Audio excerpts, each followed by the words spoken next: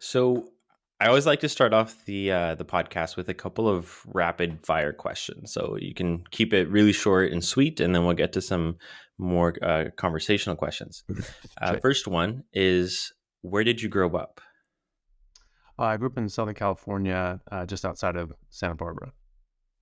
Okay, and where do you live now?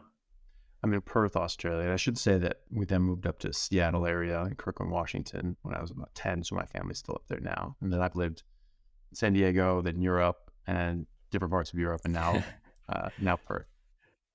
Quite a bit of places. Um, what's one of your favorite books? Oh, I mean, there's a ton. Um, I think probably just because it's more on my mind is probably anything by Dr. Tom Sowell. Um, is oh god, they're all great, but like You can name a couple. wealth, poverty, and politics is fantastic. Um, and economic facts and fallacies, applied economics. I loved all those books. All of his books I've always loved. All of his writing, all of his talks, everything like that are just amazing. And yeah, those are some of my favorite books. Are his. They're obviously nonfiction. Um, Other ones would be probably more in the classics sort of arena. Like I really like um, different historical works and things like by Thucydides and Sophocles, things like that. I've actually those are Hmm. some of my favorite writings as well. Um, Okay. yeah, sort of that. Would you say you grew up being a reader, just one of those people that really loved reading books? Yeah, definitely. My mom, well, my whole family were always very interested in reading and just liked learning and reading. And my mom, was a big reader, so we got a lot of that from her. My dad was a big reader as well, but so we had books read to us. Books were always very important to us. 90% of our Christmas presents were books. I generally, think that my mom picked out. And yeah, so I've always read since I was a kid, and then when I've been more busy, driving to work or working out or something like that, I listen to books on tape. So I always try to keep something going at all times. Okay, cool. What's one of your superpowers? My superpowers, Yeah. um, probably to deal with my schedule and not die. That seems to be a superpower. Yes. I'm going insane. Yeah, I work basically 7 days a week. Right now, I'm taking a bit of time off from the hospital, so that's taken big load off. But normally, I'm working at least 6 days a week in neurosurgery, if not 7 days a week, and doing multiple on calls during the week where it's very busy. So I'm working all day, all night, and all day the next day, or all weekend, and Jeez. then the next week, and then a couple nights that week. And then on the weekends that I'm not at the hospital, I'm in my private practice in functional medicine, metabolic health, and in the evenings when I have evenings free, I'm doing podcast interviews and uploading my videos and doing all that Yeah. sort of stuff. So it's basically, every waking hour is dedicated to some sort of work, and then I've got to read and I've got to study and I've got to do all these other sorts of things. So it's very busy, and I would not be able to do that normally. I mean, my intern year, I was doing like 100, hours, sometimes 120 hours a week, and week after week after week after week. And I hated it. It was the longest year of my life. It was just absolutely awful. Now I'm working similar hours, probably a bit more, doing the things on the side that I chosen to do. And it's fine. I can do it. And I definitely attribute that to my diet. Yeah, yeah, sure. We'll get to it at the end because I'm also amazed at how much you get done. We'll talk about that at the end. And then last rapid fire question here is, what do you feel is holding people back from finding success in their health? Oh, there's just so much information out there, so much misinformation out there. It's very hard for people to know what the hell to eat. I mean, I didn't know. I ate the way that we were told to eat for a long time, and I played high level sports, and I was as healthy as I could be at the time. But eating differently has certainly changed my health and my athletic performance, and my mental acuity and my performance at work as well has made a massive, massive difference. So unfortunately, we've just been inundated with a lot of misinformation, a lot of conflicting information. So it's very hard for people to parse out exactly what the hell they're supposed to do. They want to. I think that Hmm. 99.99% of people out there really do care about their health and want to eat right and live right to have the healthiest life that they can. But they just they follow one path or the other, and it may not be the right one. Yeah, and that's like across the board. Medical school is not much clearer in terms of nutrition, Yeah. um, but we'll jump into that. So let's get just for the people who don't know about you, like, can you share a little bit about your carnivore journey, the reasons that led you to adopt the carnivore diet, just a little bit of a background of what got you here? Yeah. So I started eating exclusively meat about 23 years ago when I was taking cancer biology, my undergraduate degree at University of Washington in Seattle. And I, was just in this class and we were talking about how plants actually use toxins to defend themselves, which I knew already because I studied biology, I studied botany. And so I was like, okay, that makes sense. But even the plants that we eat and even the produce that we eat on a normal daily basis. And it's like, okay, well, I guess that makes sense, but presumably there's more good than bad. And then we talked about how actually some of these things were actually carcinogenic and actually, but significantly so, like more so than the pesticides we spray on them by a large margin. There's a study in out of UC Berkeley in 1989 by Professor Bruce Ames, who actually found that the different naturally occurring toxins, first of all, there were dozens and dozens and dozens of them in each plant, and dozens of them were carcinogenic, and that the ones like specifically found in like white mushrooms, that we use for as a normal staple of our diet, those were actually 500 times more carcinogenic than the pesticides that we were spraying on them at the time. So that was quite eye-opening. We started looking at all the different carcinogens that were in different produce items, like Brussels sprouts had over 136 identified carcinogens, or specifically 136 identified carcinogens. Mushrooms had over 100. The spinach, kale, lettuce, celery, cabbage, cucumber, broccoli, all these things had dozens, if not over 100 known carcinogens, and we know that they were abundant. That same paper from Bruce Ames showed that there were 10,000 times more naturally occurring toxins in the vegetables that we eat than the pesticides we sprayed on them. And so that was quite a wake up call to all of us. We were all very, very shocked and surprised. I remember thinking in my head, I'm like, but vegetables are still good for you though, right? And our professor just looked at us sort of funny and he said, I don't eat salad. I don't eat vegetables. I don't let my kids eat vegetables. Plants are trying to kill you. So I said, right, forget plants. And I just defaulted into only eating meat because what else is there to eat? You're eating Yeah. plants and meat. And so you stop eating plants. And that was my entire motivation was I'm not going to eat it. And so I just stopped eating plants entirely and just started eating eggs and meat. So like, well, what the hell else do I eat? And for a couple of weeks, I was just thinking about how limited I was of looking at all the things that I couldn't eat. And this sucks. But after about 2 weeks, I just didn't care anymore. The only thing I wanted to eat was meat and eggs. I was really excited to eat meat and eggs. And I felt amazing. My health dramatically improved in every single detail. And my athletic performance as a rugby player just went through the roof. I was much more fit, much more capable, much more able than all of my teammates, just physically. And my endurance and fitness was just through the roof.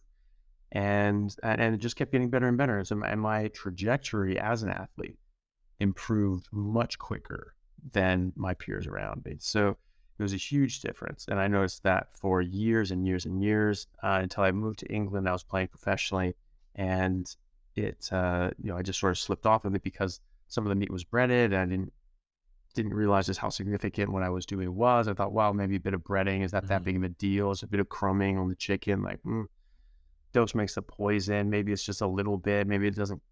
Maybe it's not going to make that much of a difference, but it did make a difference. I absolutely noticed it making a difference. I remember thinking to myself, why am I not feeling as just superhuman amazing as I normally do?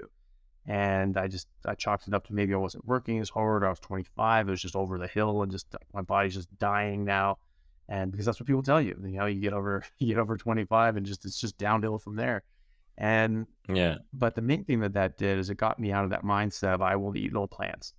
And so a little bit more came in, a little bit more came in, and before I knew it, I was just eating more of a whole food meat based diet with whole fruit, with whole fruits and vegetables, and but with carbs and things like that as well. But I never ate junk food, really. I mean, like very rarely. But I would, went back to eating a more standard whole food diet, and I didn't feel as good. I wasn't having the performance I had before. I was still playing high level rugby. I played in the Canadian Premier League, and I've also played in the U.S. Super League, and I felt great. And then I went to medical school. I was playing during medical school in one of the top leagues in Ireland, just below Premiership. It was the All Ireland League 1A, so it was a top league, and that was great. But obviously didn't have the same time availability when I was in medical school, so it was just more for fun at that point.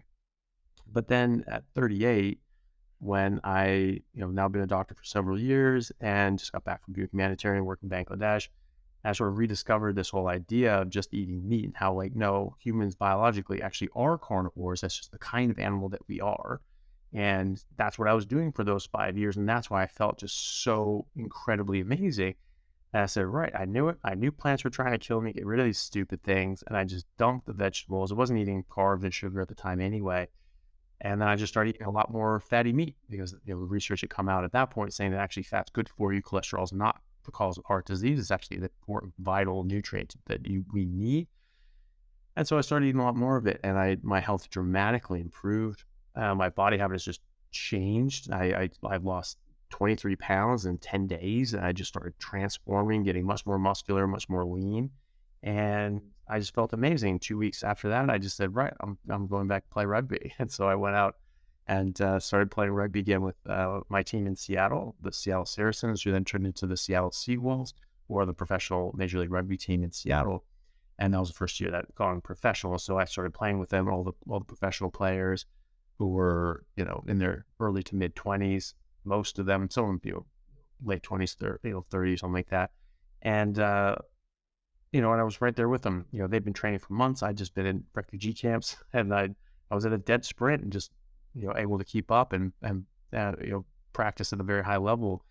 And so I felt great. And even though I was clearly out of shape and overweight, I was able to move and play and perform at a much better level than I should have been. And I felt better at 38, fat and out of shape, than when I was 27, fit, playing high level rugby and training all the time.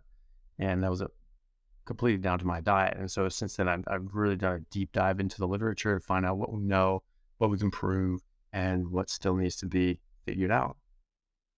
Interesting. You definitely had and you've always had a busy schedule, doing the med school and rugby. So you kind of been in this crazy schedule for quite a few years, and that's really cool. I find it interesting that you're able to find a noticeable difference when you went from just pure carnivore to adding some whole foods, healthy veggies and fruits. When you first switched to carnivore at the very beginning, how was that switch? Did it take a while? Did you have any side effects of switching to just meat? I didn't have any side effects that I noticed. The first 2 weeks, all I noticed really was just everything I couldn't eat. I didn't feel any health ramifications at all. I felt great, but I was just looking at like, oh, I can't have that, and I should have. Oh, I can't have that as that's a plant. Oh, and that has plants, and that has plants, and that everything has plants. Yeah. And so health wise, no, I felt fine. And then Okay. after about 2 weeks, all the cravings left, and I just stopped caring about all the things I couldn't eat. I didn't even look at them as food anymore. And all I wanted to eat was meat and eggs. So I actually felt better right from the get go. And even when I did it the second time around, again, I just everything improved right away. My energy improved, my endurance improved, my workouts improved. Some people take a bit longer than that. Some people have a dip in their energy and their workout. Hmm. I was one of the lucky ones. I just right from the beginning, I just took off, and but most people, it usually only takes 2 or 3 weeks until they get into that sweet spot anyway, metabolically. So as long as they're just really just eating meat and water, not using any sweeteners at all, no artificial sweeteners, not taking whole fruit Right. sugar and all these sorts of things like that, which is a common way for people to not have as much success as they could have. Yeah. I laugh at that because my wife and I use some sweeteners, and I do notice the hunger signals that it continues to encourage. After listening to some more of your podcasts, I'm like, oh yeah, that's it pans out. Yeah, well, I mean, there are conflicting studies, and there are people that are defenders of artificial sweeteners and say that they're good or they're not bad for whatever reasons, and they have certain endpoints and markers that they're saying, well, this is why I'm saying that. Fine.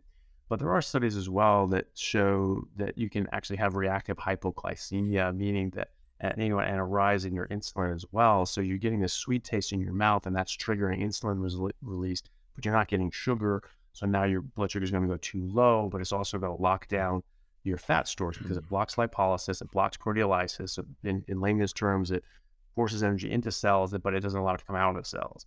And Mhm. so once your insulin goes up, now you're locked down. You're not going to be able to mobilize ketones or glucose or glycogen, and you're not taking in any glucose either. So now your blood sugar drops and you Yeah. sort of feel like garbage. And you have to wait for that insulin to go down again before you can start mobilizing your energy. So it just sort of, Mhm. takes the wheels off the bus. People are saying, "Oh, well, my energy is just really bad. I'm just not feeling good."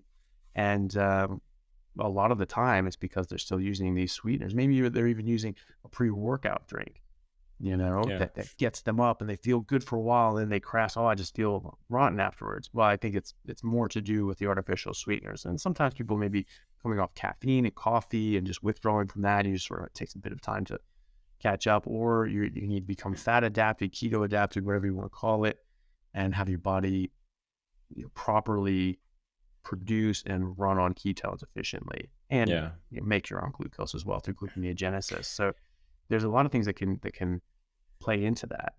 But artificial sweeteners, I think, absolutely do fall into the mix as well.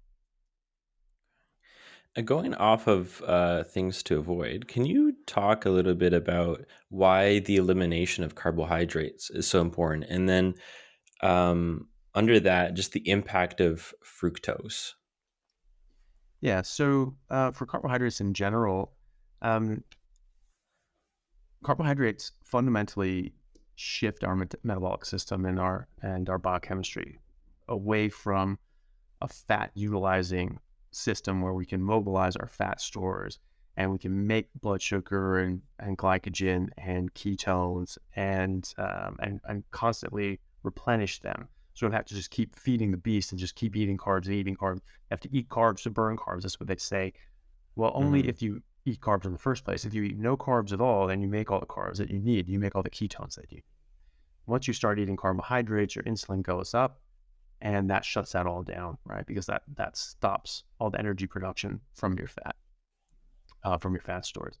And I think that's in a protective mechanism as well, because hyperglycemia, high blood sugar, is actually very damaging to us. The glucose molecules physically fuse to other molecules and damage them permanently, and this is quite harmful. And our body recognizes this. This is what kills diabetics: is chronically high Hmm. blood sugar, and it destroys their body from within. And then the correspondingly high insulin just disrupts our normal functioning throughout our body. I mean, hormonally even too.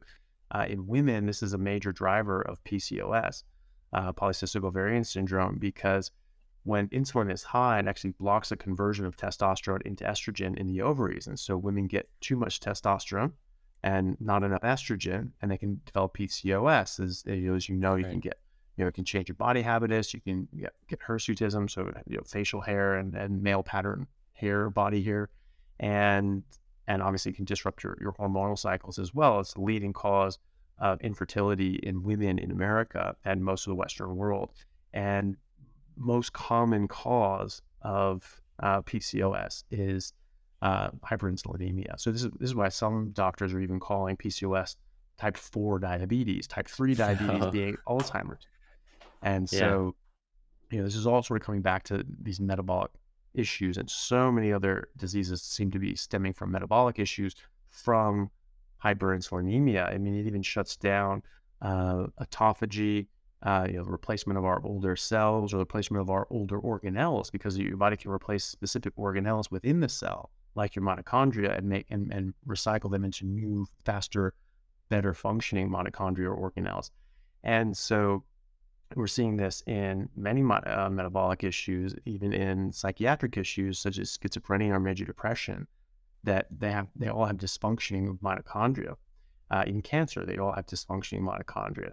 And so when you put people on a ketogenic diet or a carnivore diet, which is a ketogenic diet, if you do it properly, then you're going to reduce your insulin, and all these different avenues of self-care are going to come back in order. You're going to go through autophagy and mitophagy, replacing your mitochondria. And after a couple of months, you're going to have 4 times as many mitochondria, and they're 4 times as effective. So this is a huge bonus. And people like Professor Chris Palmer from Harvard, who's a professor of psychiatry at Harvard, wrote a book called Brain Energy.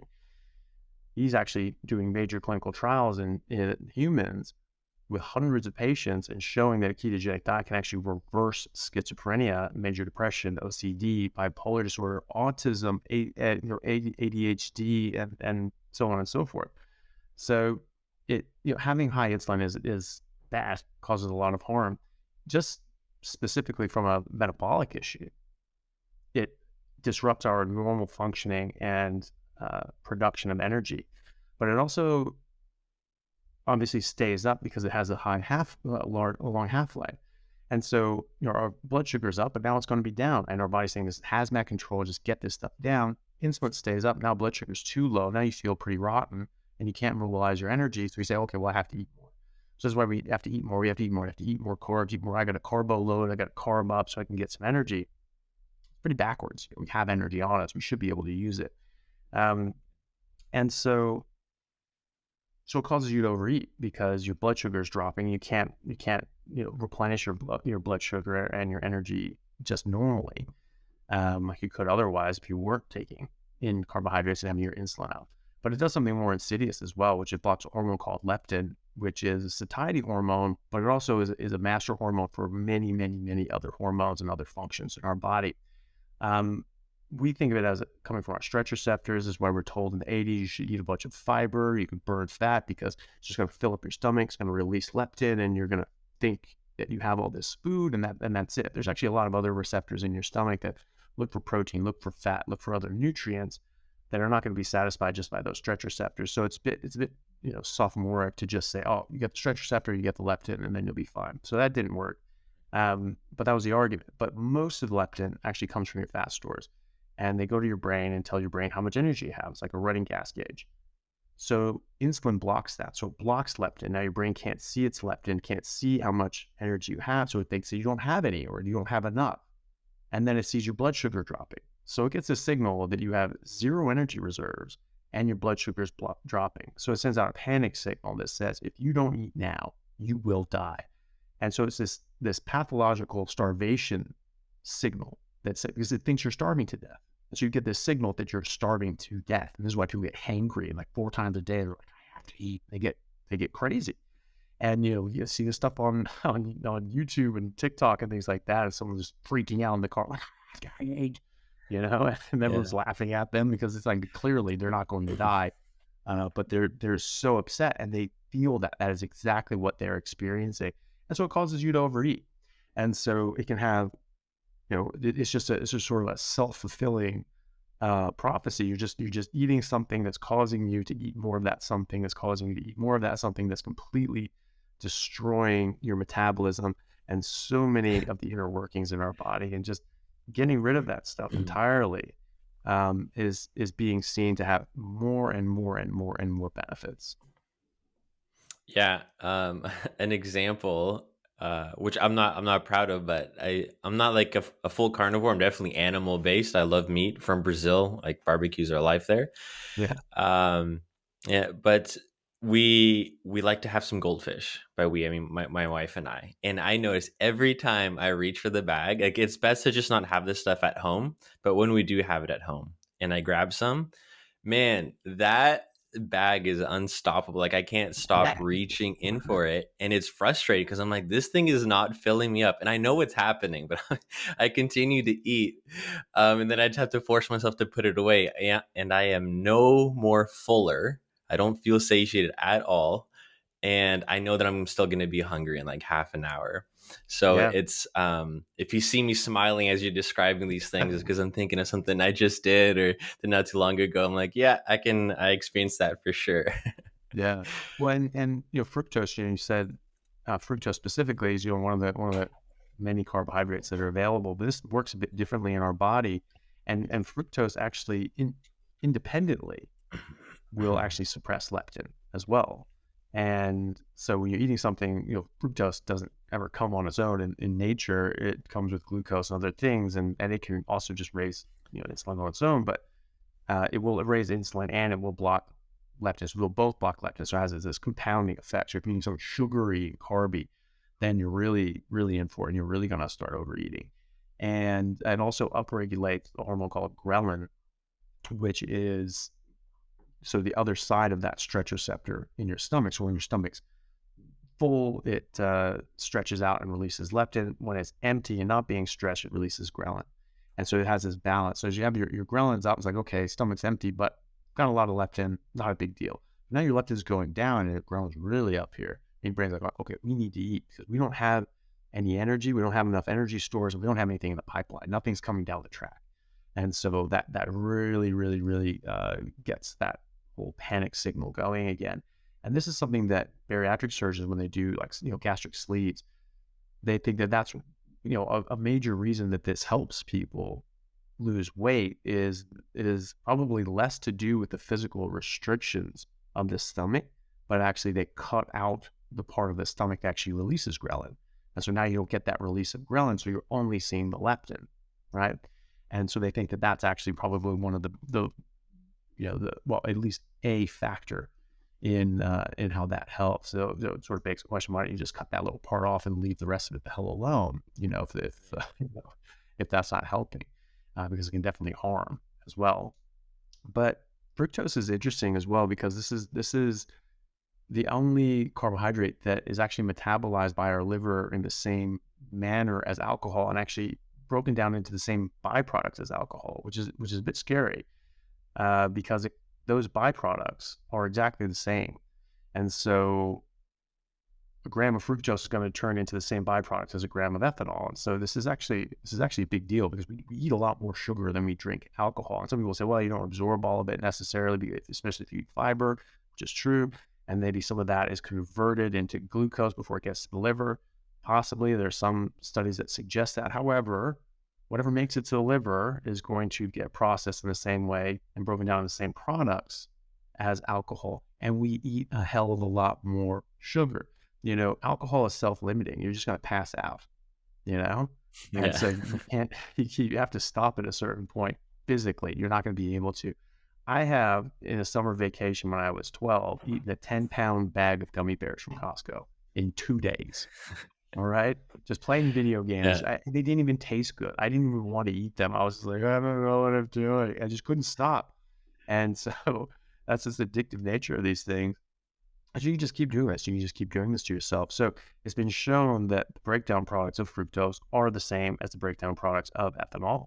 And those give the same damage to your body as those breakdown products from ethanol. So you get fatty liver disease, cirrhosis, type 2 diabetes, heart disease. And it's even implicated in cancer and Alzheimer's and other sorts of neurodegenerative processes as well. So that's not good. And it also gives an addiction center, or it gives a dopamine signal to the addiction centers of our brain, just like cocaine, heroin, and methamphetamines. And there are studies with MRIs showing that fructose kills the same areas of our brain as meth to the same extent as meth from this dopamine response, because dopamine is an excitatory molecule. It turns on your neurons. And little known fact, when neurons are firing, they're actually damaging themselves, and neurotransmitters are actually, the breakdown products of neurotransmitters are actually toxic to neurons, which is crazy. So they need to be degraded, they need to be broken down, they need to be recycled very quickly. And this is why they turn off, and they have to recycle and do a lot of different housekeeping things to sort of build things back up and restock these neurotransmitters and don't let them damage themselves more. This is why we need to sleep. This is why certain parts of our brain turn off and different parts are on and off at different times. When you're Very turning, briefly, can I interrupt here? Would that correlate? Is that like why if you do a lot of things that release dopamine, that eventually like the dopamine just doesn't become as effective because you're literally like damaging those neurotransmitters because there's so much release of it, yeah, like yeah, part of it? that's exactly right. Yeah. So it's an Okay. excitatory molecule, right? So it's turning it on, right? And so just like anything, which your body's going to sort of build up a resistance to things that are harmful, right? And so you're going to get Yeah. tolerance. So one of the ways that you can build that tolerance is it reduces the amount of dopamine receptors on these neurons. So you'll have this signal saying, "Hey, make this dopamine." It's like, look, we've done that. We can't do this too much anymore. We need to tamp this down, right? So that it's mitigating that. But then you say, well, I need more of that. I need more of that. So you start upping the dose, upping the dose, upping the dose, right? So people drink more, they do more drugs, they eat more sugar to get the same effect that they are looking for. And eventually you can kill these things, right? Because the longer these neurons stay on, the more damage they get. Eventually you can actually destroy them. You can kill them. And so that can be permanent. And so those areas of the brain, those neurons can actually die off. And you can do this, with any sort of dopamine, producing or stimulating drug. It's just going to keep sending that signal, and eventually that cell is going to die off. And so studies that looked at this, they gave, like URI gave us, give someone like an amphetamine, and you just, like, Adderall or whatever. And, certain areas of your brain would just light up like a Christmas tree, right? On Yeah. functional MRI. And then you go and give that same dose to a meth addict and it barely twinkles. But you give that same dose to a sugar addict, someone who's metabolically unhealthy, and it's the same barely twinkle, right? So it's Dang. it's actually causing serious damage to your brain and your body. So it's killing those areas of your brain like meth, these addiction centers of your brain like meth. So now you're dopamine dependent. You have to take a drug to get any sort of dopamine response, and it's damaging your body like alcohol. So should well and truly be defined as a drug, it should be a controlled substance. I think. Yeah. I'm not saying you have to criminalize it, get rid of it, but like age restricted, absolutely. I think absolutely For should age sure. restrict fructose because especially in the developing brain, this is a big deal. It's a big problem. It's implicated in things like Alzheimer's, which is causing degenerative process in adults to the extent that they are invalids in some cases. What's that doing to a developing brain? What's that doing to a fetus? It's not going to be good. Hmm.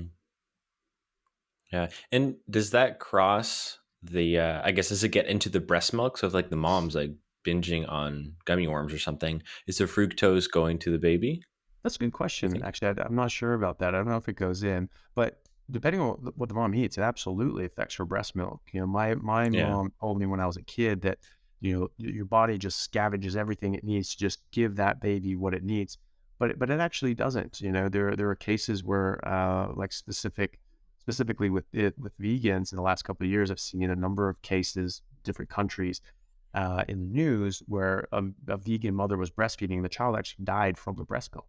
It didn't have enough Oh, nutrients, or it had too much toxins or oxalates or whatever it had. It was not compatible with life, and unfortunately, the baby died. And that's absolutely tragic. And so, if you think about it evolutionarily, it's not in the advantage to species survival if an infant that's suckling survives with a mother who's caring for it dies. It doesn't make yeah. sense, right?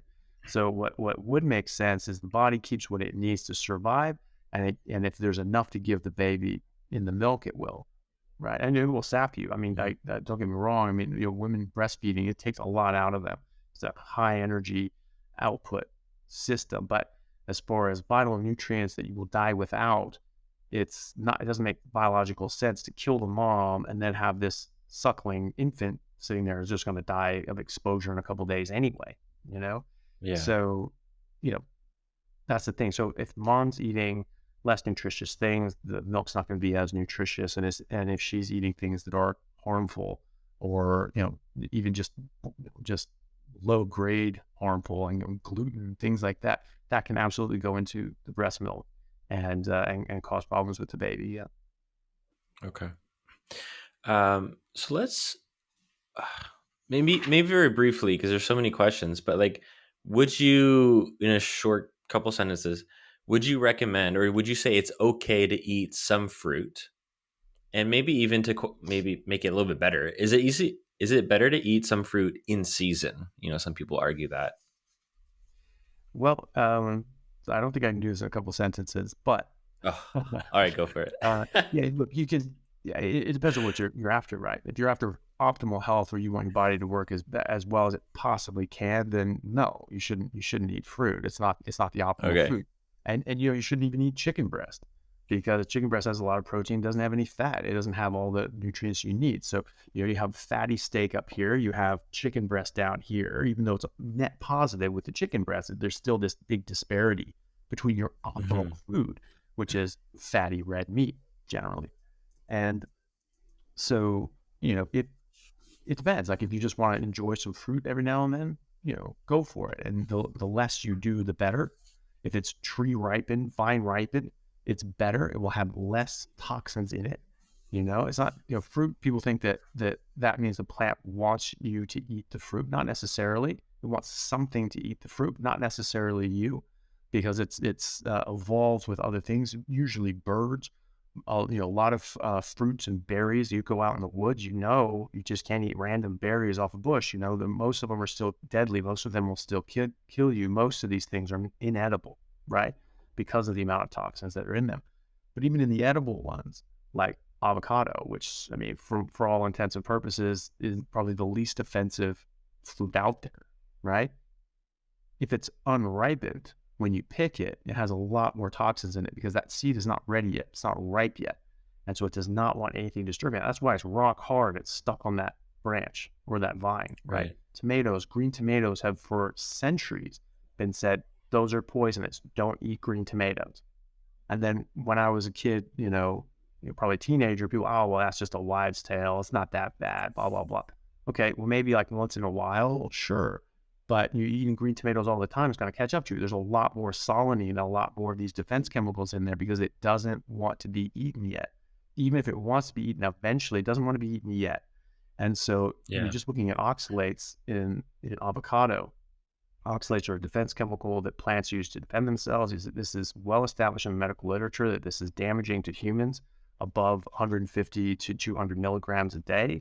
And we're eating spinach. A cup of spinach can have 700 milligrams of oxalates in it, and all the other crap that's in it too. So, what was it? Hemsworth, the actor, played Thor. He, Chris Hemsworth. Yep. Chris Hemsworth, that's it. He went on this vegan kick, probably from Game Changers, nonsense that Yeah. came out. And he started going on all these green smoothies and whole food and all that sort of stuff. He was having these big spinach smoothies every morning, and he went to the hospital with oxalate poisoning. He had to get kidney surgery to remove massive Oh staghorn calculi, wow. right? So massive, massive, massive problems that you can cause from this. You get neurological damage. It's a neurotoxin. This is there in order to hurt you. It actually strips your body of magnesium and calcium and other nutrients and minerals. And so even though there's calcium in spinach, if you eat spinach, your calcium will go down. And that's been shown in clinical trials in humans and mice going back decades. And so, the oxalate level in avocados when they're unripe, or like, it's something like 50 milligrams per 100 grams. But in ripened ones, it's less than a tenth of that, right? So yes, in season, actually ripe makes a big difference. And not all fruits, right? Right. The cassowary bird is a tropical bird. They only eat fruit. They eat about 150 different fruits, tropical fruits. Every single one will kill you. Why is that? Because those seeds only germinate in the guts of a cassowary bird. They don't germinate anywhere else. And so if that seed does not go through a cassowary bird, it does not become a plant. And so it Yeah. is in that plant's best interest to make sure that the cassowary bird eats it and nothing else. And so, you have to know which fruits to eat, and you have to, yes, absolutely eat them in season when they're ripe. Sweet fruits, things with fructose in them, seem to have less toxins. except for fructose Okay. itself, which is I think is a Yeah. long-term harm. Which we Um, just talked about it. yeah, and so, but if you people think that evolutionarily that fructose is the most sweet carbohydrate. Most carbs are very mildly sweet at best. Like milk, it's lactose in it, not very sweet, it's a bit sweet, and but fructose is very sweet. And so we think that that's because most of the things that have, but we don't know of anything that contains fructose. It also contains like harmful acute toxins that would kill us that day. But that doesn't mean that Mm, they're entirely safe. There are still a lot of different sorts of things in there. And also, again, is it ripe? Because it absolutely has things in it when it's not ripe. But even all citrus fruit has fructose in them that are UV sensitive. They react with light. They bind proteins and DNA and damage them permanently. You can even get second-degree burns from getting lime juice on your hands in the sun. There's mm, documented cases yeah. of that in the U.S. And and many different sorts of problems that you can get from this. This is why uh, you can't eat grapefruit or drink grapefruit juice with certain medications, because the enzymes that are in your liver that detoxify these fructose in grapefruit are the ones that metabolize certain medications like statins. And so you'll get a toxic level or nothing close to a therapeutic level if you eat them in conjunction with grapefruit. So yes, historically, if you're starving and it's in season and you're just like, hey, I haven't killed any, come across any mammoth recently, and here's an Yeah. apple tree, like, okay, that's probably your best friend. You load up on some apples, you eat those. Those are very different apples too. Little crab apples, mostly sour, don't really have much sugar in it. We bred these things to be much more sweet and have a much higher sugar content, to be much bigger. Yeah. So these aren't natural fruit anyway. They're not something our ancestors would have come across 50,000 years ago.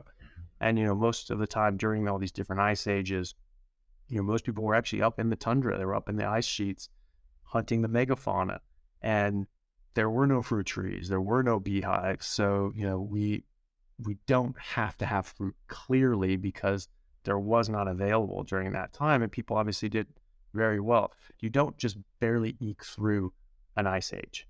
You either thrive or you go extinct. Those are the two options. Yeah. Most of the time it's go extinct. Even if you're mostly thriving, you still have a really good chance of going extinct. Those are not Mhm. not good environments. Yeah, I like the example that you share of the ice age, because there's definitely no plants. Also, the Inuits who live in the very north, who eat a lot of fat, a lot of blubber. Let's transition to going off of that. Let's transition to some doubts about like red meat. And one question that somebody might ask both of us during this conversation is like, isn't saturated fat bad for us? Because animal meat has a lot of saturated fat. And I guess off of that is just, isn't fat in general bad for us? Yeah, so that's been said for running on 40 years. That's been the accepted idea, and before that, it was a hotly contested contention. We've been eating saturated fat meat for literally millions of years. We've never had the diseases and the prevalence that we've seen that now. As heart disease was climbing up in the 20th century, as the prevalence of heart disease started climbing up, we were actually eating less and less saturated fat and less animal fat. What we were eating, replacing it with, was seed oils, and that actually perfectly tracks with a decade or so lead time the rise Mhm. in cardiovascular disease, as well as sugar and high fructose corn syrup and the consumption of fructose. In the late 1800s, early 1900s, the average American was eating 2 to 4 pounds of sugar per year. Now we're eating about 150 pounds a year, right? So Wow. about half a pound a Yeah. day, sort of thing, just a bit less. So, massively different. And one of those massive differences is actually we're eating a lot less fat. We're eating a lot less saturated fat, and I think that that's actually been detrimental. So, why would we be the only animal on Earth that gets heart disease and other problems from eating saturated fat? Right? Yeah. Almost every animal on Earth runs on mostly saturated fat, and then the rest of it is on protein, except for like things that drink nectar and things like that. Like everything else is basically, getting fat and protein. Carnivores because they eat animals with fat, and they go for the fat first. That's the most important thing in the wild. But also herbivores, because they actually don't break down fiber at all. They can't. No vertebrate animal can break down fiber. So they cultivate bacteria in their gut that eat the fiber, and as a byproduct, they produce short-chain fatty acids, which are 100% saturated. And so even a gorilla Okay. that just eats green leaves, they get 70% of their calories from saturated fat. Cows get nearly 80% of their calories from saturated fat. And then the bacteria die off and they absorb those as protein. So they're getting 70% fat and 30% protein, but they're eating fiber, but what they're absorbing is fat and protein. So fat and protein is what Interesting. makes the animal kingdom go round. And same with humans. We have the Inuit, we have the Maasai, we have all these different populations that are still to this day eating a very meat-centric, high-fat diet, if not exclusively meat. And they're extraordinarily healthy in a lot of ways. And people will try to mislead you and say, well, the Maasai, their average life expectancy is only 60, so obviously, that's not good. Well, first of all, they're not dying of heart disease. They're not dying of cancer. They're not dying of diabetes. They are fit, well, healthy. They don't even get arthritis. And they're also, basically living at a Stone Age nomad level, right? Yeah. They don't have all the modern hospitals and technologies that we have that significantly improve our ability to survive, especially through early childhood. Their infant mortality rate is high as hell because they don't have all the doctors and pediatricians and things like that checking them out. And also they live with lions and they fight them with sticks and they win. Right? These are badass people. They're very, very hale and hardy. You should check us out on Instagram. There's an Instagram account with some of these guys from Maasai, the Maasai tribe called the Maasai Boys, Mm. Masai Boys. And there's one picture of the guy who's accounted is, and he's drinking out of this river. It has this sort of gourd he's drinking out. The patch of water that gets it from is bright orange. I don't know what in God's name is in that, but it's completely opaque. It's completely Right. opaque. You cannot see through this at all. You don't know what monsters are underneath it. It is just mud, and he's just drinking this. And he's like, Crazy. yeah, like you guys probably aren't going to be doing well with this. You don't have the, the immune system to deal with this, but we're fine with it. So they're drinking that. One of the main drivers of improved longevity and life expectancy as a population was the advent of potable water. They don't Right. necessarily have that. So, Yeah, it's it's true. pretty ridiculous to sort of compare those things. But again, they're not dying from heart disease. They're not dying from cancer. And so maybe their average life Hmm. expectancy is less than that because a lot of kids are dying, right? And so you have to have a lot of people living well over 100. If you have, half your population is dying as a child, that's going to be, we're talking average here. So half die before Yeah. 60, half die above 60. But half are dying when they're kids. You have to get way over 60 to bring that average up as well. So, there's things like that. And you could sort of go on and on and on. But Yeah. So I'll interrupt here just because I know for anybody who wants to continue to learn about this, you have a full podcast talking just on saturated fat, which I learned a lot about. I mean, your podcast, you talk about everything we're discussing here and deeper. So for anybody that wants to dive deeper, for sure, check Dr. Chaffee's YouTube channel and podcast just to cover a little bit more. Can you briefly talk about the notion that red meat is linked to cancer? Because I know that's one fear, like colorectal cancer, but I believe the research there is more epidemiological. It's not really sustained. yeah, absolutely. So a lot of the nutritional research that comes out is actually pushed through, funny enough, from a religious organization called the Seventh Day Adventist Church, who actually Yeah. started and founded the field of dietetics and nutritional sciences. Like I believe in 1917. This is actually Kellogg's cereal. He was a doctor and he was a Seventh Day Adventist. I think he was a congressman in the U.S. He was an extraordinarily influential scientist and thought leader in the early 1900s. And he was of the opinion, as was all of the people in Seventh-day Adventist Church, that meat was sinful because it made people more lustful. People who ate more meat were just more healthy. They had better hormones, and so their hormones are telling them, go procreate. So they said, wow, it makes you lustful. It makes you want to have sex. Sex, lust is a sin. Therefore, meat is Yeah. a sin. And so they said, well, you should just eat. You should avoid eating meat on a religious basis because it's bad to eat meat, because it's sinful to eat meat. That was an actual thing. People could look that up, and they still believe that. And so they founded the entire field of nutritional sciences, and they've been involved in it heavily ever since then. For a very in-depth look at this, people should look at the work of Belinda Fettke, Yeah. Fettke, and she's got a deep dive into this. They are still completely wrapped up in all this. So a lot of this nutritional research, that we call it research, it's really just misinformation. It's purposefully used to misinform people and push them in their to their religious ideologies. Come out of Loma Linda Medical Center, which is a Seventh-day Adventist medical school and hospital in California. And so they do the Adventist studies, and that's oh my gosh, look, you study these Adventists, and they only eat plants, or they eat very little meat, and wow, they have such better health outcomes. Ah, this must mean plants are great. Well, a biased study from the Yeah. get-go, but they look at this, and they were using the blue zone studies, for instance. They said, oh, look, they don't eat meat, therefore this is better.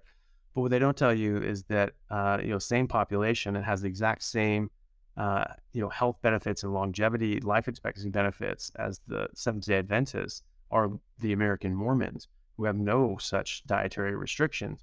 But just like other religious sects, they don't drink, they don't smoke, they don't do drugs, they don't engage in dangerous behavior, and they have the exact same increased life expectancy, but they don't tell you about those sorts of things. So a lot of these things are biased in first and foremost. Um, Yeah. One of the ways that they bias these things is they look at they call meat whenever the hell they want to, right? So pizza sometimes has toppings that are meat, and so in a lot of these studies they include pizza as meat. They just call it meat, right? Or fast food. Do you eat fast food? How often do you eat fast food? And that has meat in it sometimes, therefore that's meat. They don't care that all the fries are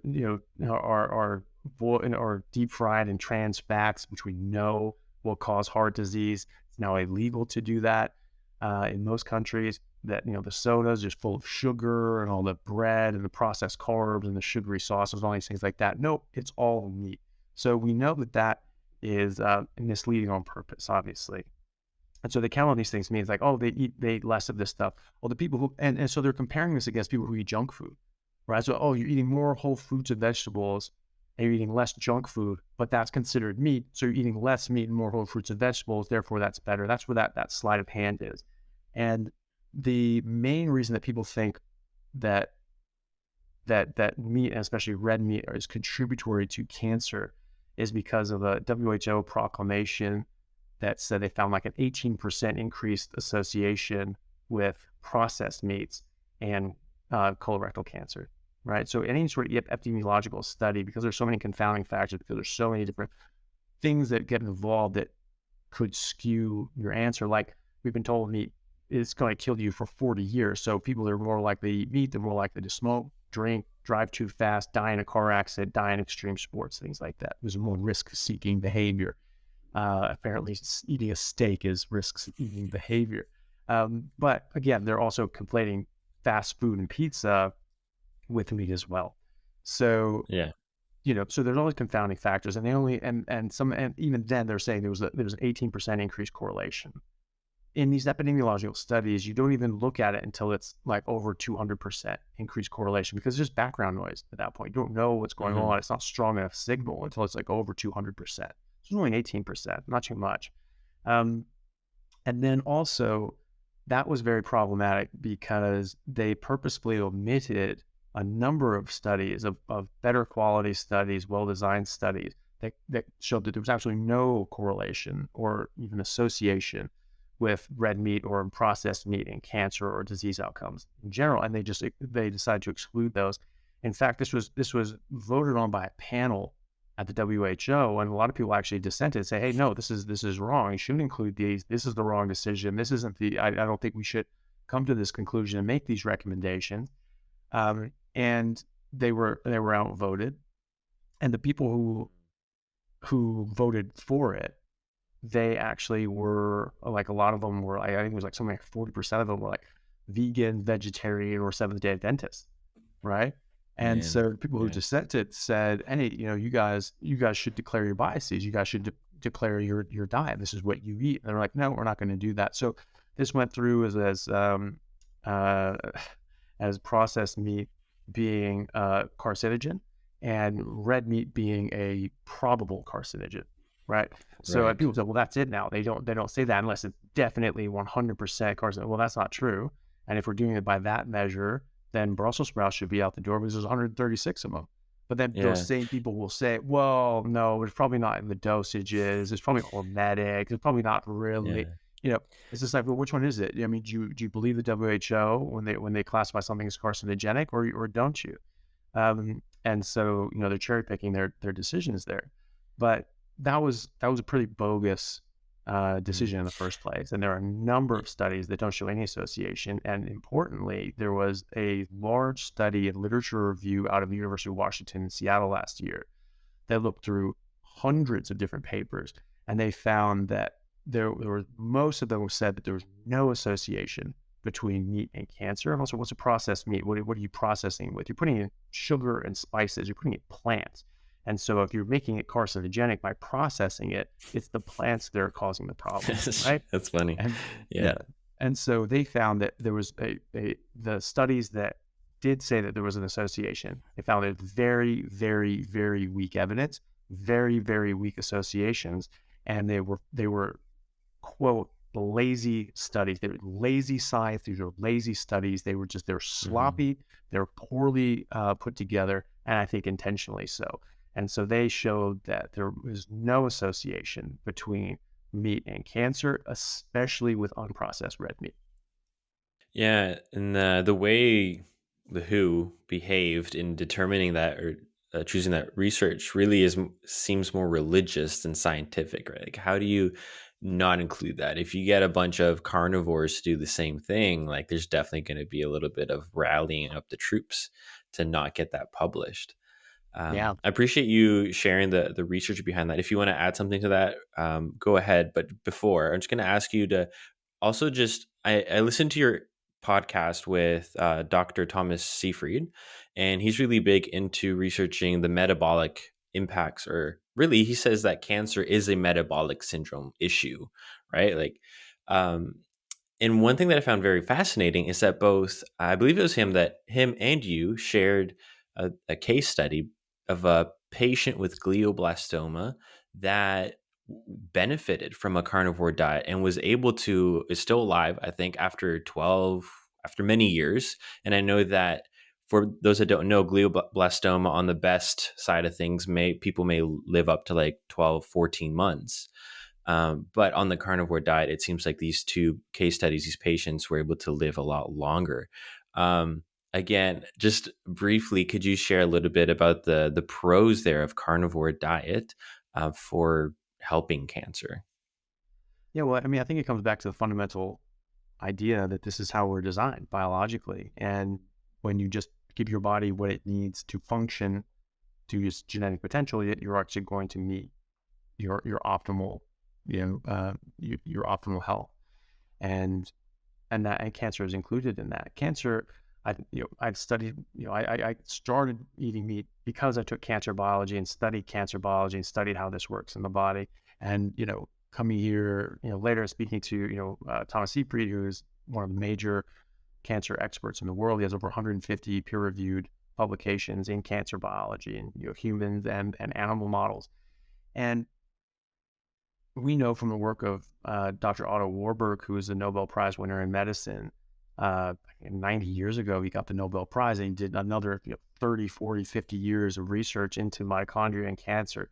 He wrote a seminal paper called The Origins of Cancer in 1951, and he goes over how this is really a mitochondrial metabolic disease where the mitochondria are dysfunctioning to the point that they can't go through oxidative phosphorylation, and so they have to go through alternative means of producing ATP, which is energy for the cell. And by doing that, you create a lot of free radicals, which are going to cause a lot of genetic mutations, which are going to cause a lot of damage to the cells, going to cause a lot of damage further to the mitochondria. And The mitochondria are extraordinarily important. They have a number of different epigenetic effects. They also have a lot of genes in themselves as well. They are also, when we think about cancer, what is cancer? It's unregulated cell growth. So the cells are just dividing and dividing and dividing and dividing, and they just go crazy, right? It's supposed to stop. Your body's supposed to be very controlled in that. And so cancer is uncontrolled, unfettered growth and replication. Well, it's the mitochondria that actually are the kill switch for that. They're the ones that mitigate that. So if they're healthy, they'll just be like, nope, it's not time yet. We're not going to do it. We're not going to divide. And then when they say, okay, they step away, they release that negative control on it, then the cell is allowed to divide. So if the mitochondria are damaged beyond repair and they can't fulfill that function, then you just get unregulated cell growth because you're not having anything stopping them, right? Mm. Also, one of the hallmarks of cancer is that they can't go through programmed cell death. Apoptosis, they can say something's wrong, we just need to shut off and die. The mitochondria are what action apoptosis. So when they're damaged, they can't shut the cell off either. So this all leads to a big problem. Another reason why this looks more like cancer is a metabolic mitochondrial issue as opposed to the somatic theory of cancer, which is that it's purely genetic, is, well, first of all, that when you look in a tumor, the different cells, they have actually different genes. They're not monoclonal. So it's not just made this cancer cell and that cancer cell is just going gangbusters. They all have different genes. Some of them have the genetic markers, some of them don't. Some have normal genetics. And there's some cancers that have no genetic abnormalities at all, right? And that's Mm. very strange if you believe that this is purely genetic. Another clear example of how this is not purely genetic, but driven by the mitochondria, is that when you take the nucleus of a cancer cell with all these genetic changes and you put it into a cell with normal mitochondria, it does not behave as cancer. You can even clone mice and frogs and things from it, which they've done. Oh, wow. That's really neat. But if you take the damaged mitochondria out of a cancer cell and you put it into a normal cell with normal DNA, it does behave as cancer. You can't clone it, it just dies, right? And furthermore, if you take healthy mitochondria and you put it into a cancer cell, it suppresses the cancer. So that's basically QED as far as I'm concerned, that this is the mitochondrial issue. And so if you are addressing things in the wrong way, if you're saying this is a genetic issue, we need to address the genetics, well, you're going to have some success because there are some genetic hallmarks to different cancers and how they behave and all that sort of stuff. Great. But you're going to have middling results, which is what we have with cancer. We've spent untold billions of dollars, probably trillions at this point, in our research and treatment of cancer throughout the world. And we've made improvements, but we haven't made as much as you would have thought for the amount of effort that we've put into it. And I think that's because we're barking up the wrong tree. And when you realize that because of all cancer cells, whether they have genetic changes or not, they all have damaged mitochondria, all of them, right? They all go through substrate level fermentation as opposed to oxidative phosphorylation in the mitochondria, because mitochondria can't function. So as Otto Warburg showed, he argued in 1951 that cancer was a metabolic issue of the mitochondria. And then Watson and Crick came out with the double helix and said, oh, DNA. And was like, that's it. Everything's DNA. Forget everything else. And, DNA is very important. But the mitochondria are actually the workers. They're almost like the sailors on a ship, and they're running around, or like architects in a firm. And they're actually out there building and running, big structure. And they're using the blueprints, which are the DNA. The DNA is not doing it. The blueprints aren't doing it. They're just being Right. used by the workers, the mitochondria, to run the development of the whatever the hell. So I think that's more likely what it is. So that got completely just sidelined. But he showed back then, and we know this today. This has been reconfirmed in recent reproduced in recent studies with Siegfried and others, that this is all going on. This stuff is reproducible. All this stuff is able to be shown, that Otto Warburg showed back in 1951 and before. And also that because these mitochondria are damaged, they can't generate ATP properly, that they need about 400 times the amount of blood sugar and glucose to operate and hit their metabolic demands than normal cells do. And they cannot run on ketones. They don't have the ability to, because their mitochondria are destroyed, they're defunct, they're not usable. And so when you go into a ketogenic diet of any form, which a carnivore diet is, unless you're eating fruit and honey, which I don't think you should, especially if you suffer from cancer, because that's Mhm. feeding the cancer, that you are going to starve out the energy supply for these cells, and they'll die off. Um, so you make blood sugar, you make glucose, and so it's going to be fed to a certain extent. But when you eat carbohydrates, your insulin or your blood sugar Yeah. spikes up, and it gets a big dose of that. And when it runs, and if you're just eating carbs, snacking and eating all the time, you're just pouring jet fuel onto this thing, and it's just going to grow, grow, grow, grow, grow. Whereas if you just have normal blood sugar, or even slightly lower blood sugar, but your ketones are up, you're going to be fine. But the cancer cell is going to stagger. You know this. When you're looking for cancer, you do a PET CT. You do FDG PET. This is what do? We put markers on glucose, and we give that injection, and we look for raised metabolic activity. This is what And cancers are, right? So you go they in there, light all up this like a Christmas tree. line up like a Christmas tree. And that's why, right? Because they need way more glucose. And so you give you give yourself a bolus of glucose, go right in that cancer just starts revving up, right? So that's the last thing you want to do, right? Yeah. And so on a carnivore diet, you will stop that. You will reduce then limit the amount of glucose available. There's still going to be some, you're going to make some, but it's going to be much less available. And your immune system is going to be better. Your body's going to be stronger. You're going to be able to fight it off better. More, I guess further evidence of the benefits of this. There was actually two studies that came out in 2019, 2020.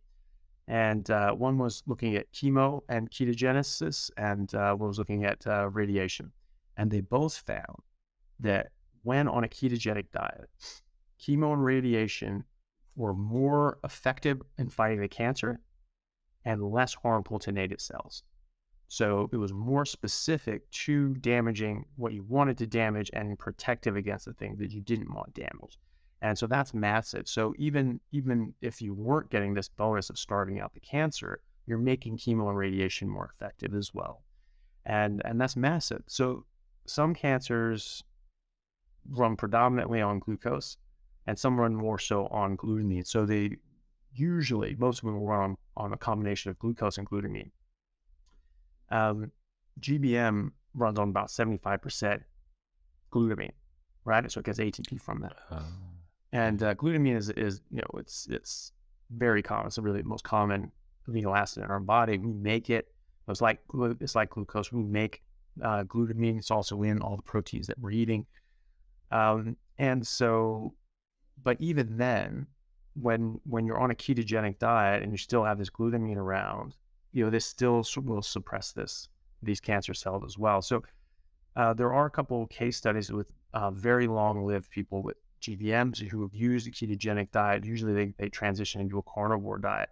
There's a gentleman, Andrew Scarborough, I've had on my podcast. He's a 10-year survivor of GBM. He's been doing very strict carnivore diet for most of that time. He's worked closely with Professor Sepreet, and he's actually had subsequent MRIs. He actually had a debulking.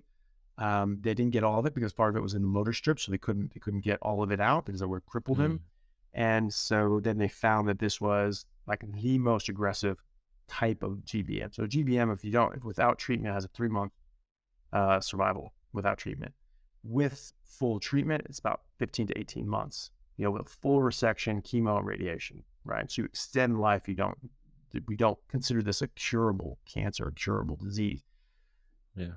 He got that cancer. He got the diagnosis, and he found that, hey, chemo, radiation aren't going to work for me anyway. Why put myself through that? So he went and looking for alternative means and came across keto and carnivore and started doing that. And he's still alive. 10 years later, he's got advanced degrees. He's in medical school now. He's written a book on Wow. gadolinium and how we probably shouldn't use it in MRIs, and now he's doing human trials in a ketogenic diet in Charing Cross Hospital in London. And so he's That's starting that amazing. out. And he's, fully there. He's not having seizures. He's not on medication. He's come off of all that. This other guy, Pablo Kelly, whose CPRED actually published his case report, and he's been alive for about the same amount of time. He's got 2 kids and a wife, and he's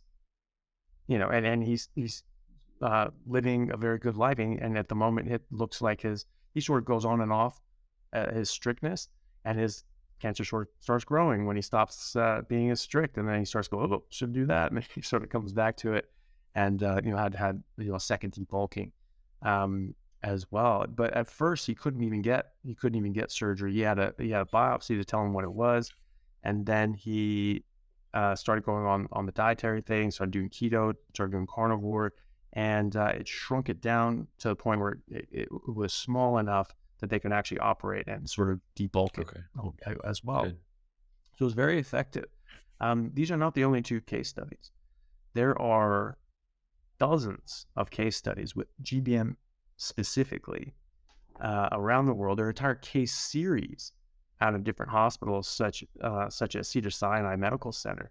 They published case series with 15 or 20 patients using a ketogenic. It's called ketogenic metabolic therapy, where you target that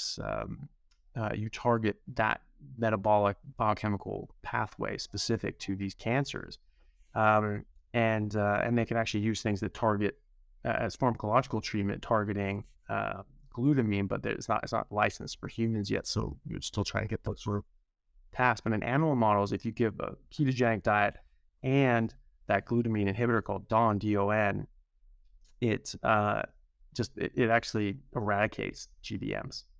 And in animal models that CPRED done, they had 4 groups. One was just a chow group, and they just ate, whatever normal feed that they give mice in the lab. And one group was a calorie-restricted ketogenic diet. They lived about twice as long. And then the group that was given DON actually lived another week longer than the ketogenic group, right? Because, which makes sense, because it's 75% of its energy comes from glutamine. So it's probably going to be more effective to target glutamine.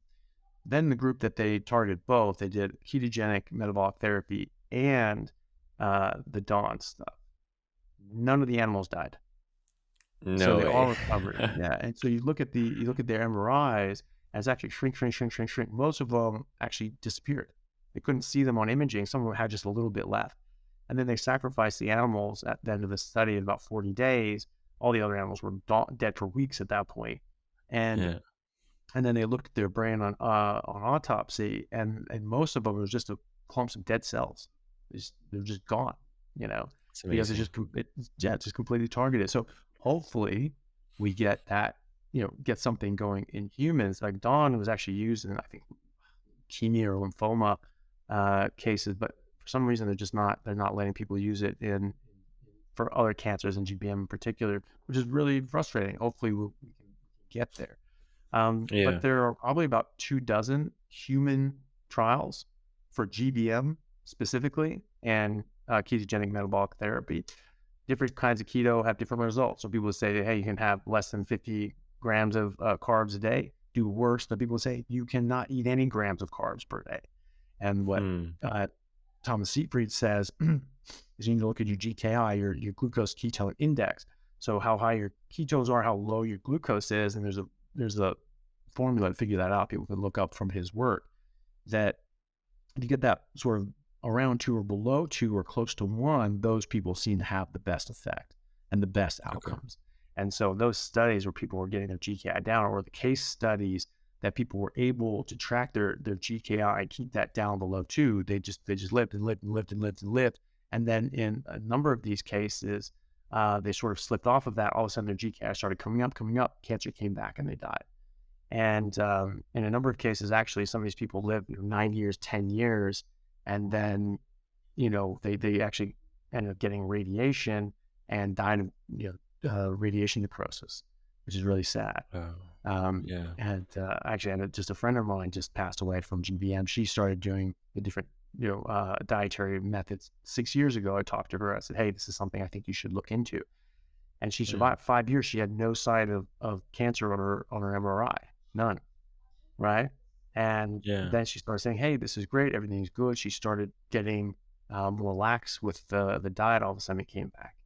And you could see because it was always there. It was just being Yeah. suppressed. And then it all of a sudden, came back because it was being fueled more. And she started going back really strong on the diet. She was doing really well with that. But her doctor said, hey, you need to do a radiation.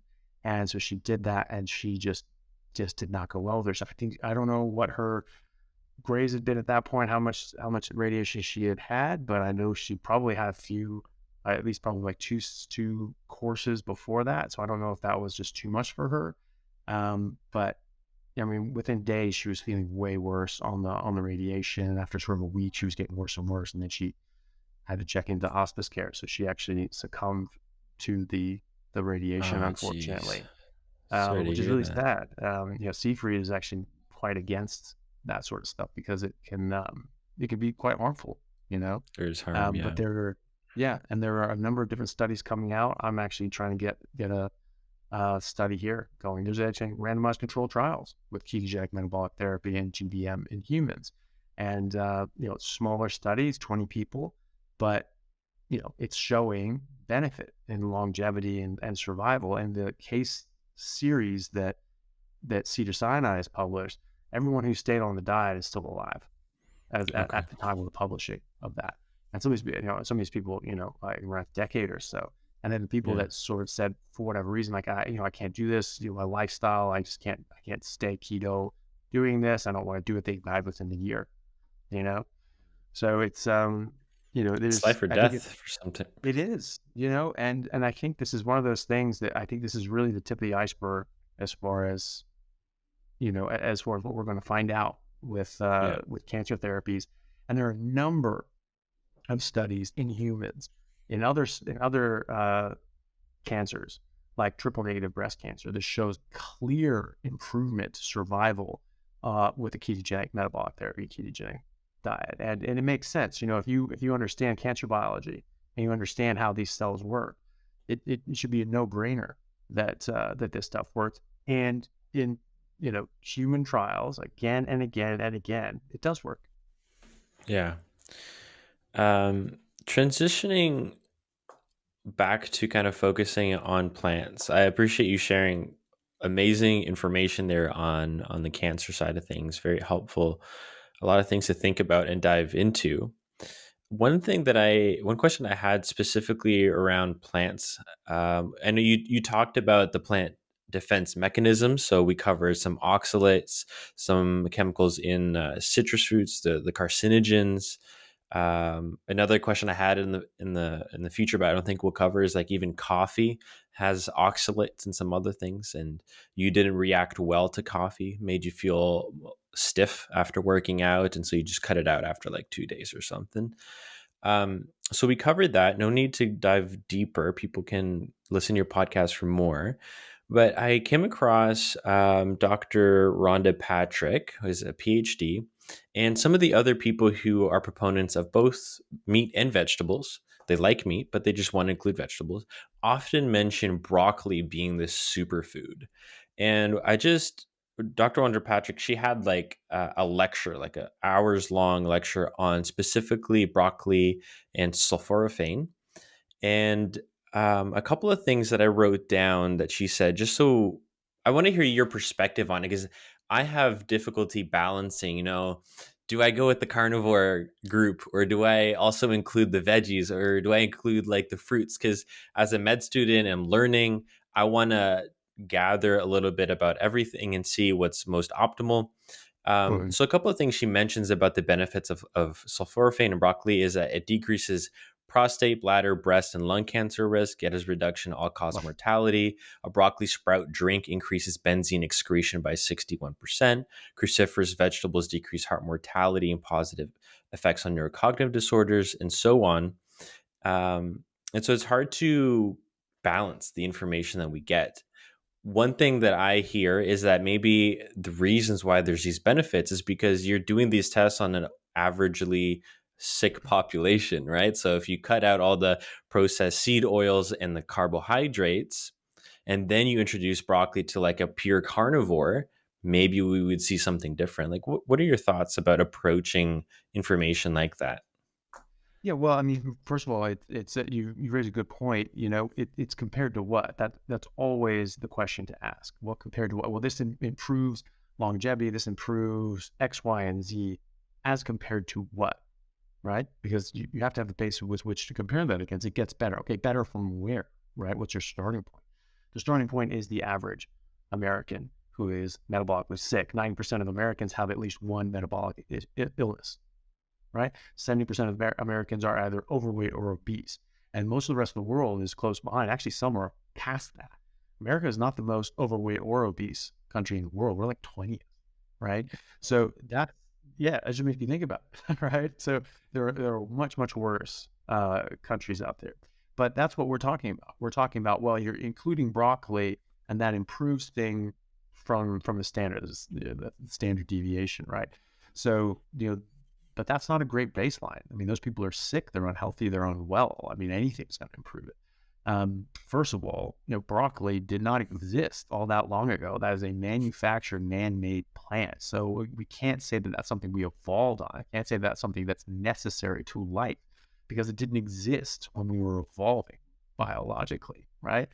So that's first and foremost. Also, we're not comparing this to whole food plant-based diet. Against or a whole food plant-based Right. diet, or even just adding broccoli in with a whole food meat-based diet, right? And so there has been that study. It's only one. It was done in 1930. It was with the Maasai in Africa and the Akikuyu, who were a neighboring tribe, and they intermarried, so they're genetically similar. Akikuyu were mostly plant-based, whole food plant-based, no big chemicals and nonsense being run on it, and the Maasai eating mostly meat, milk, and blood. And they found the Maasai were on average 5 inches taller, 23 pounds heavier of lean body mass, and 50% stronger.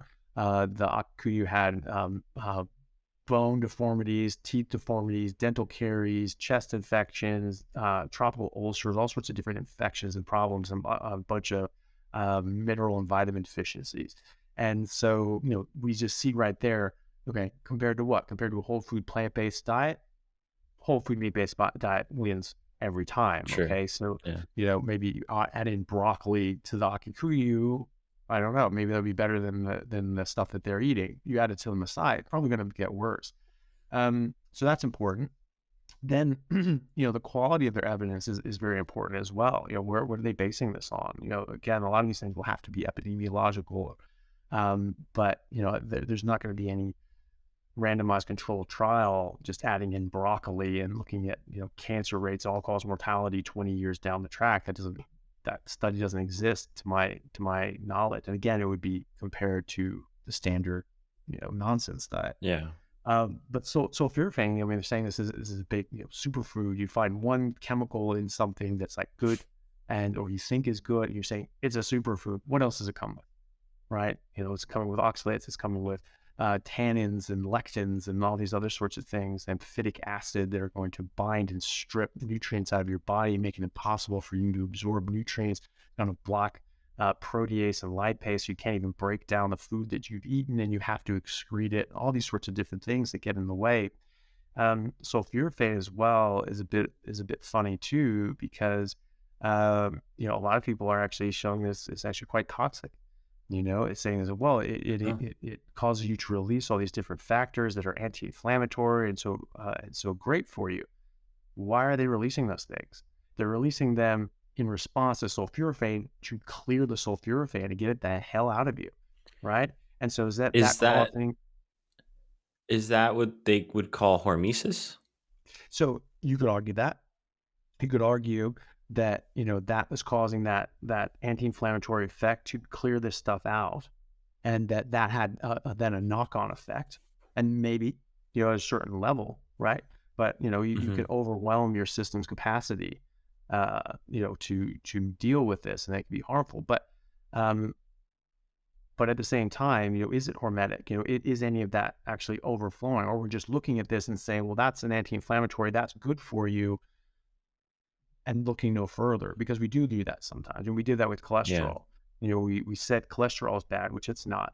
And we said, okay, this drug lowers cholesterol, therefore it's good. And didn't look at outcomes further than that. Didn't look at, does this actually decrease cardiovascular disease? Right. Does this increase stroke rate? Does this increase heart disease or heart attack rate? And they found that actually more recently, since 2015, they've done big studies with like 60,000 plus people over the age of 65. They actually found that no, it actually doesn't decrease heart attacks and strokes. And actually, it might look that it's actually increasing them, Mm, So, it's not just like, well, this does this effect and we want that effect, therefore it's good. Okay, what else happens? What happens next? Right. So yeah.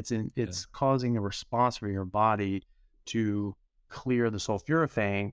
Um, and we think that that chemical is good, that response is good, but is it? We don't Yeah. necessarily know that, but it would be if it was a net benefit, that would be a hormetic effect. But is it a hormetic effect in the whole? With everything else in total, all the other things that you brought to bear. And I'm not saying that broccoli is the worst thing ever. I'm just saying that these things, the water is much more muddy than people make it out to be. And just because it Yeah. has one chemical that's maybe good for you, maybe it has this hormetic effect. But any chemical that's hormetic, it has a dose that's hormetic, and then after that, it's toxic. So where's the stopping line there? They don't tell you that. They don't say like, hey, broccoli's good until this point, and then you need to stop, right? Hmm. So it's just something to think about, that these things aren't necessarily all they're cracked up to be. Yeah. I appreciate that. And yeah, often you have to eat like 4 to 5, 6 cups of broccoli, and I'm like, I can't even eat 1 cup. If I were to measure that out, that's crazy. So And then there's the fiber perspective. yeah, well, I was just going to say with sulforaphane is actually toxic to the plant itself. Like this is a known toxin, right? So Mhm. sulforaphane is actually sequestered in different components. So it's like one of those like little glow stick sort of things that you crack it and Yeah, the two yeah. chemicals glow, go together, has this chemical reaction, right? So the the plant, the broccoli, and other plants that have this actually sequester the two constituents in separate parts. And when somebody starts chewing it, starts crushing it, there's a crush response that actually releases them, and they bind together to make sulforaphane, which is completely toxic to the plant and to Okay. others. And so that is clearly a defense mechanism. That's clearly a Yeah. chemical that's being released as a defense, right? And so you bite into this, you start chewing it, and all of a sudden it's releasing sulforaphane, right? That's normally toxic to the plant. It's toxic to you too. They Yeah. do this with different cytogenic glycosides that exist in 2,500 different plants that we know about, including almonds. And like the pit of a peach, you crack that open, inside it looks like sort of like shrivels of almond. That's called a bitter almond. And I'm just like, it's crazy enough. This is what they can use in like baking. They can get like uh, um, a concentrated sort of almondy flavor and make like marzipan Hmm. and things like that. That's because there's a ton of cyanide in there. Like one or two of those can kill you. Now, if you swallow that whole, not going to do much. Not going to do anything for you either. But if you chew it, then it releases these, you know, different chemicals that then combine and react to then release cyanide. And that again Yeah. is this defense mechanism that they're using. So, these plants, we're not in the Garden of Eden. God did not Yeah. put these here for us to, just live on. It's I mean, true. these things, created these chemicals millions of years before we existed. They're going to be here millions of years after we're gone.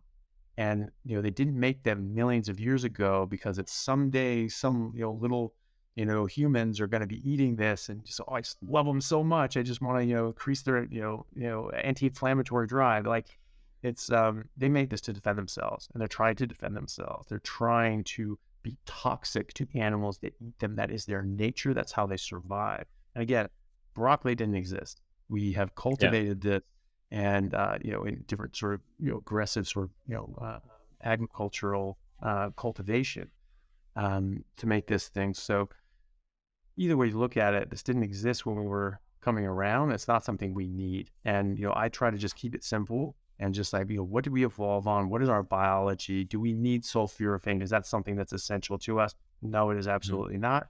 And so, thank you. I can do without. Yeah. Whether or not there's a hormetic dose, I really don't care. Mhm. Yeah. And briefly, just because every time broccoli gets mentioned, I see these graphics online of like broccoli, cauliflower, and some other plants all kind of were grown from the mustard seed or mustard plant. I think that's the one. And I have being a Christian and having that background, I always think about the parable. that Jesus gives about the mustard seed being smallest of the seeds, and it being like the kingdom of God is like this mustard seed, but it's going to grow and like nothing can stop it type of thing. And I'm like, that's ironic because physically the mustard seed continues to kind of grow, and a lot of people are eating things from that very, I suppose, that very seed and plant.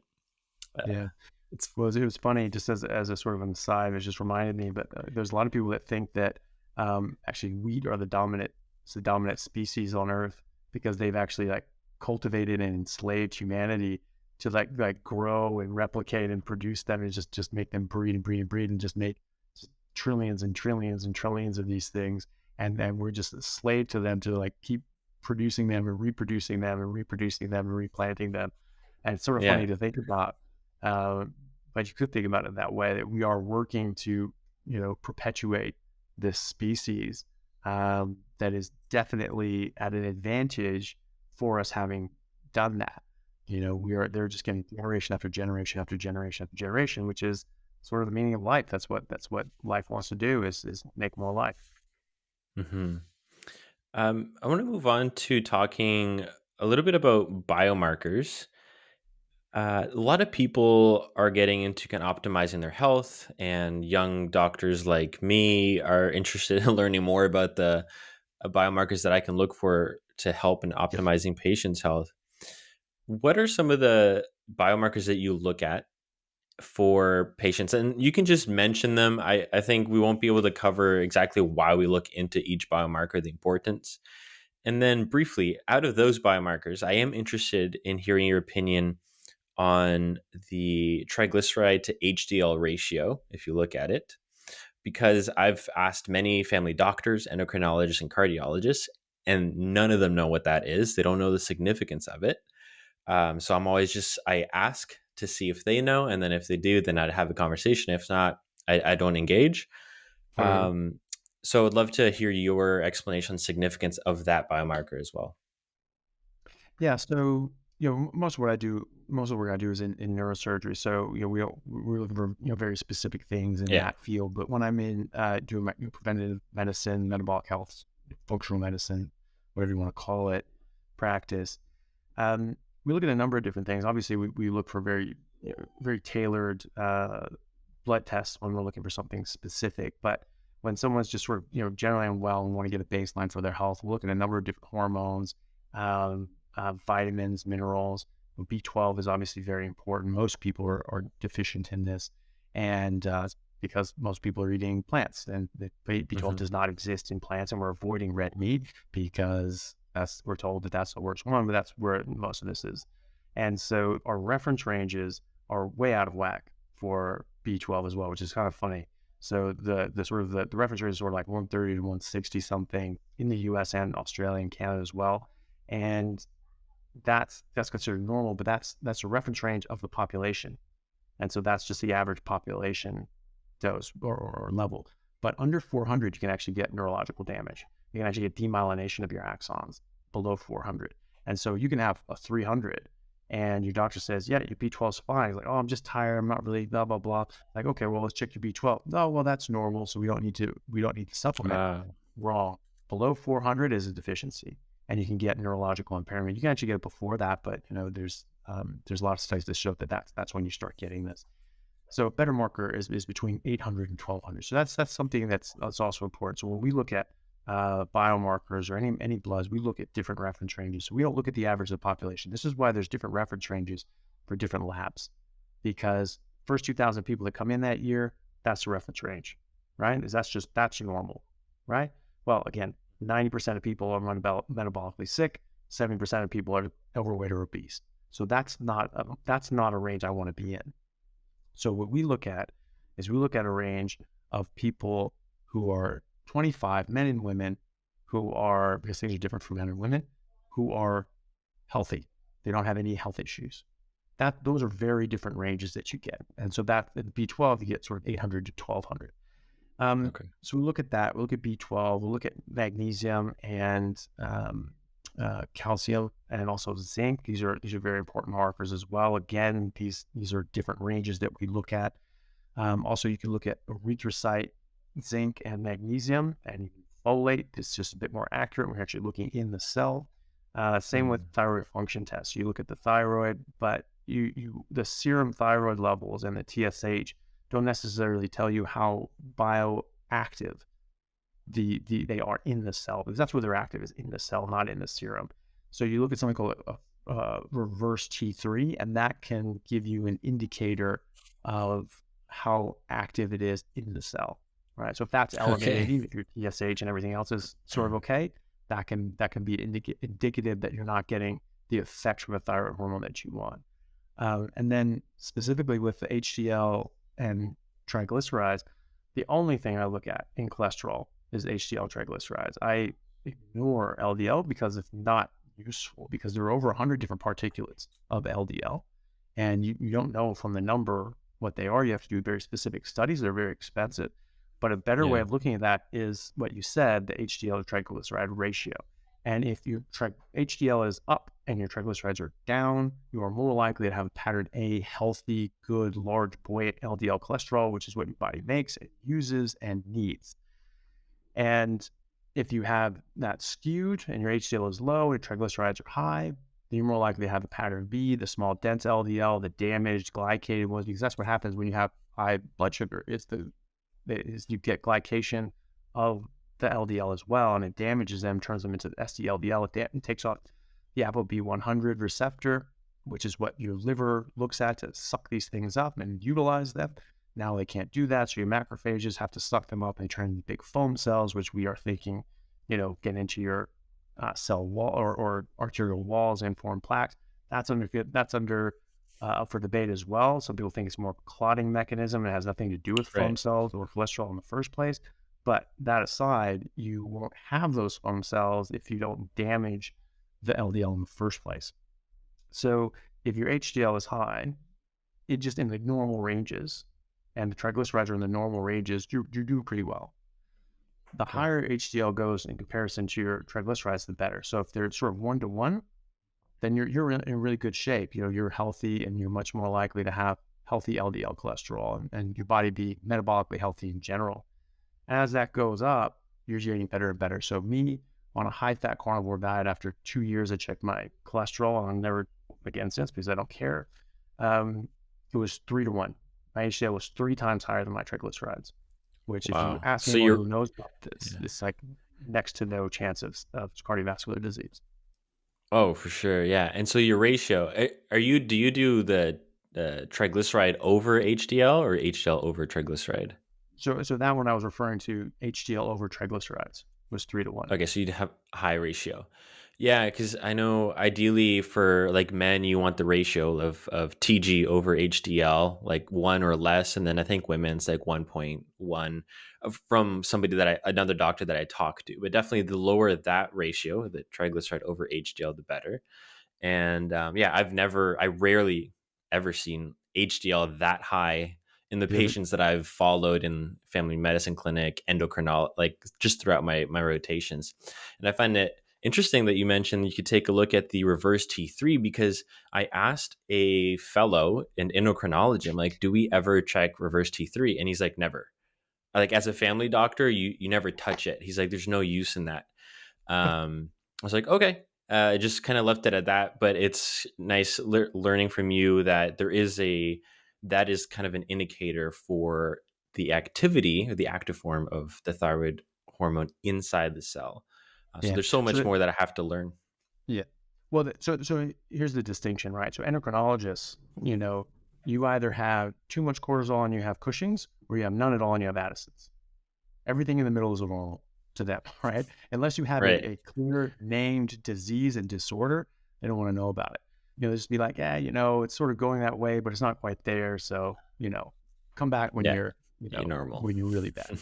And so, it's, obviously, there's a lot of, you're going to miss a lot of disease, and you're going to miss you're going to have a lot of people that are very unhappy and unhealthy, in those ranges. So, yeah, I mean, they're looking for just profound thyroid dysfunction in one way or the other. Yeah. They've got Graves' disease, their numbers are through the roof, or they've got, complete, failure and Hashimoto, just serious Hashimoto's in there, and they're really, really defunct thyroid function. That's sort of what they're looking for. But Hashimoto's is very underdiagnosed. Um, a lot more people have it than you would realize. We diagnose a lot of people with Hashimoto's uh, by their antibodies. They have the specific antibodies, thyroid antibodies that we look for in Hashimoto's, but they're just like, they don't feel great. They're having difficulty losing weight. They're, this, that, and the other, all these different problems.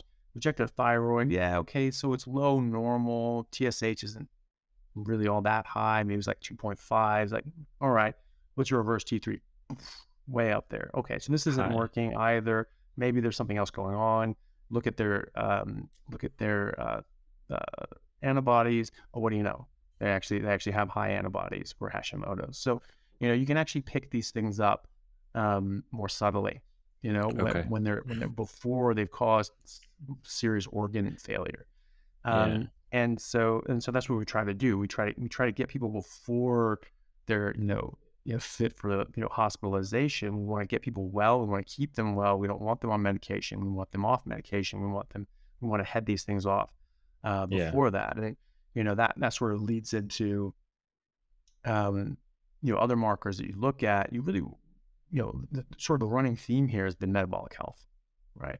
And so one of the main markers of that would be things like your fasting insulin, fasting glucose, and your HbA1c. If you are metabolically healthy and your insulin is low and normal, and your body's functioning properly, you are more likely to be healthy in other ways as well. Your mitochondria are more likely to be functioning and better able to run your body as well. You get before 10, 15 years before people first start getting elevated blood sugar as a type 2 diabetic, they have hyperinsulinemia. And so Okay. they're already developing insulin resistance, and they have, so you look at someone who looks reasonably well, but they're eating standard garbage diet, and they're so not really doing too well. You check their blood sugar, it's normal. HbA1c normal, but their fasting insulin sky high, right? They're they're moving quickly towards diabetes, but you can be in that state for 10, 15 years. Yeah. Many doctors would actually consider that diabetes already. You already have peripheral insulin resistance, right? It's just that your pancreas is compensating for it by producing more and more and more insulin. And then it gets to the point where it can't compensate anymore and it starts to fail. And then you don't have enough insulin to drive this stuff home, or you get so resistant that you can't drive it home for the insulin you have. And all of a sudden your blood sugar starts climbing up. But you're in a disease state 10, 15 years before that. Yeah. I have a couple of questions just about the ranges that you find optimal. Like if somebody's listening, they have their labs with them or they're going to get lab done, kind of like what they could be aiming for. So for free testosterone or just testosterone for men, what's the an optimal range for men to have their testosterone levels at? So free testosterone, and go country by country, but like in Australia, it would Yeah. be 600 to 900 is sort Yeah. of an Same with optimal range. Canada. Okay. Yeah. So that would be more optimal range of your free testosterone. Um, and most people aren't there. That's one thing that you notice, it does make a big difference. Diet actually makes a huge difference. I've had people on a carnivore diet, men in their 60s and 70s, and they'll increase their testosterone, free testosterone, by 30, 40% easily. One guy like doubled his levels, and like he was like 850, almost 900. And so that's optimal for a 25-year-old, right? And Yeah. this guy, it was sort of crude how he said it, but he was in his 70s. I think he was like 74.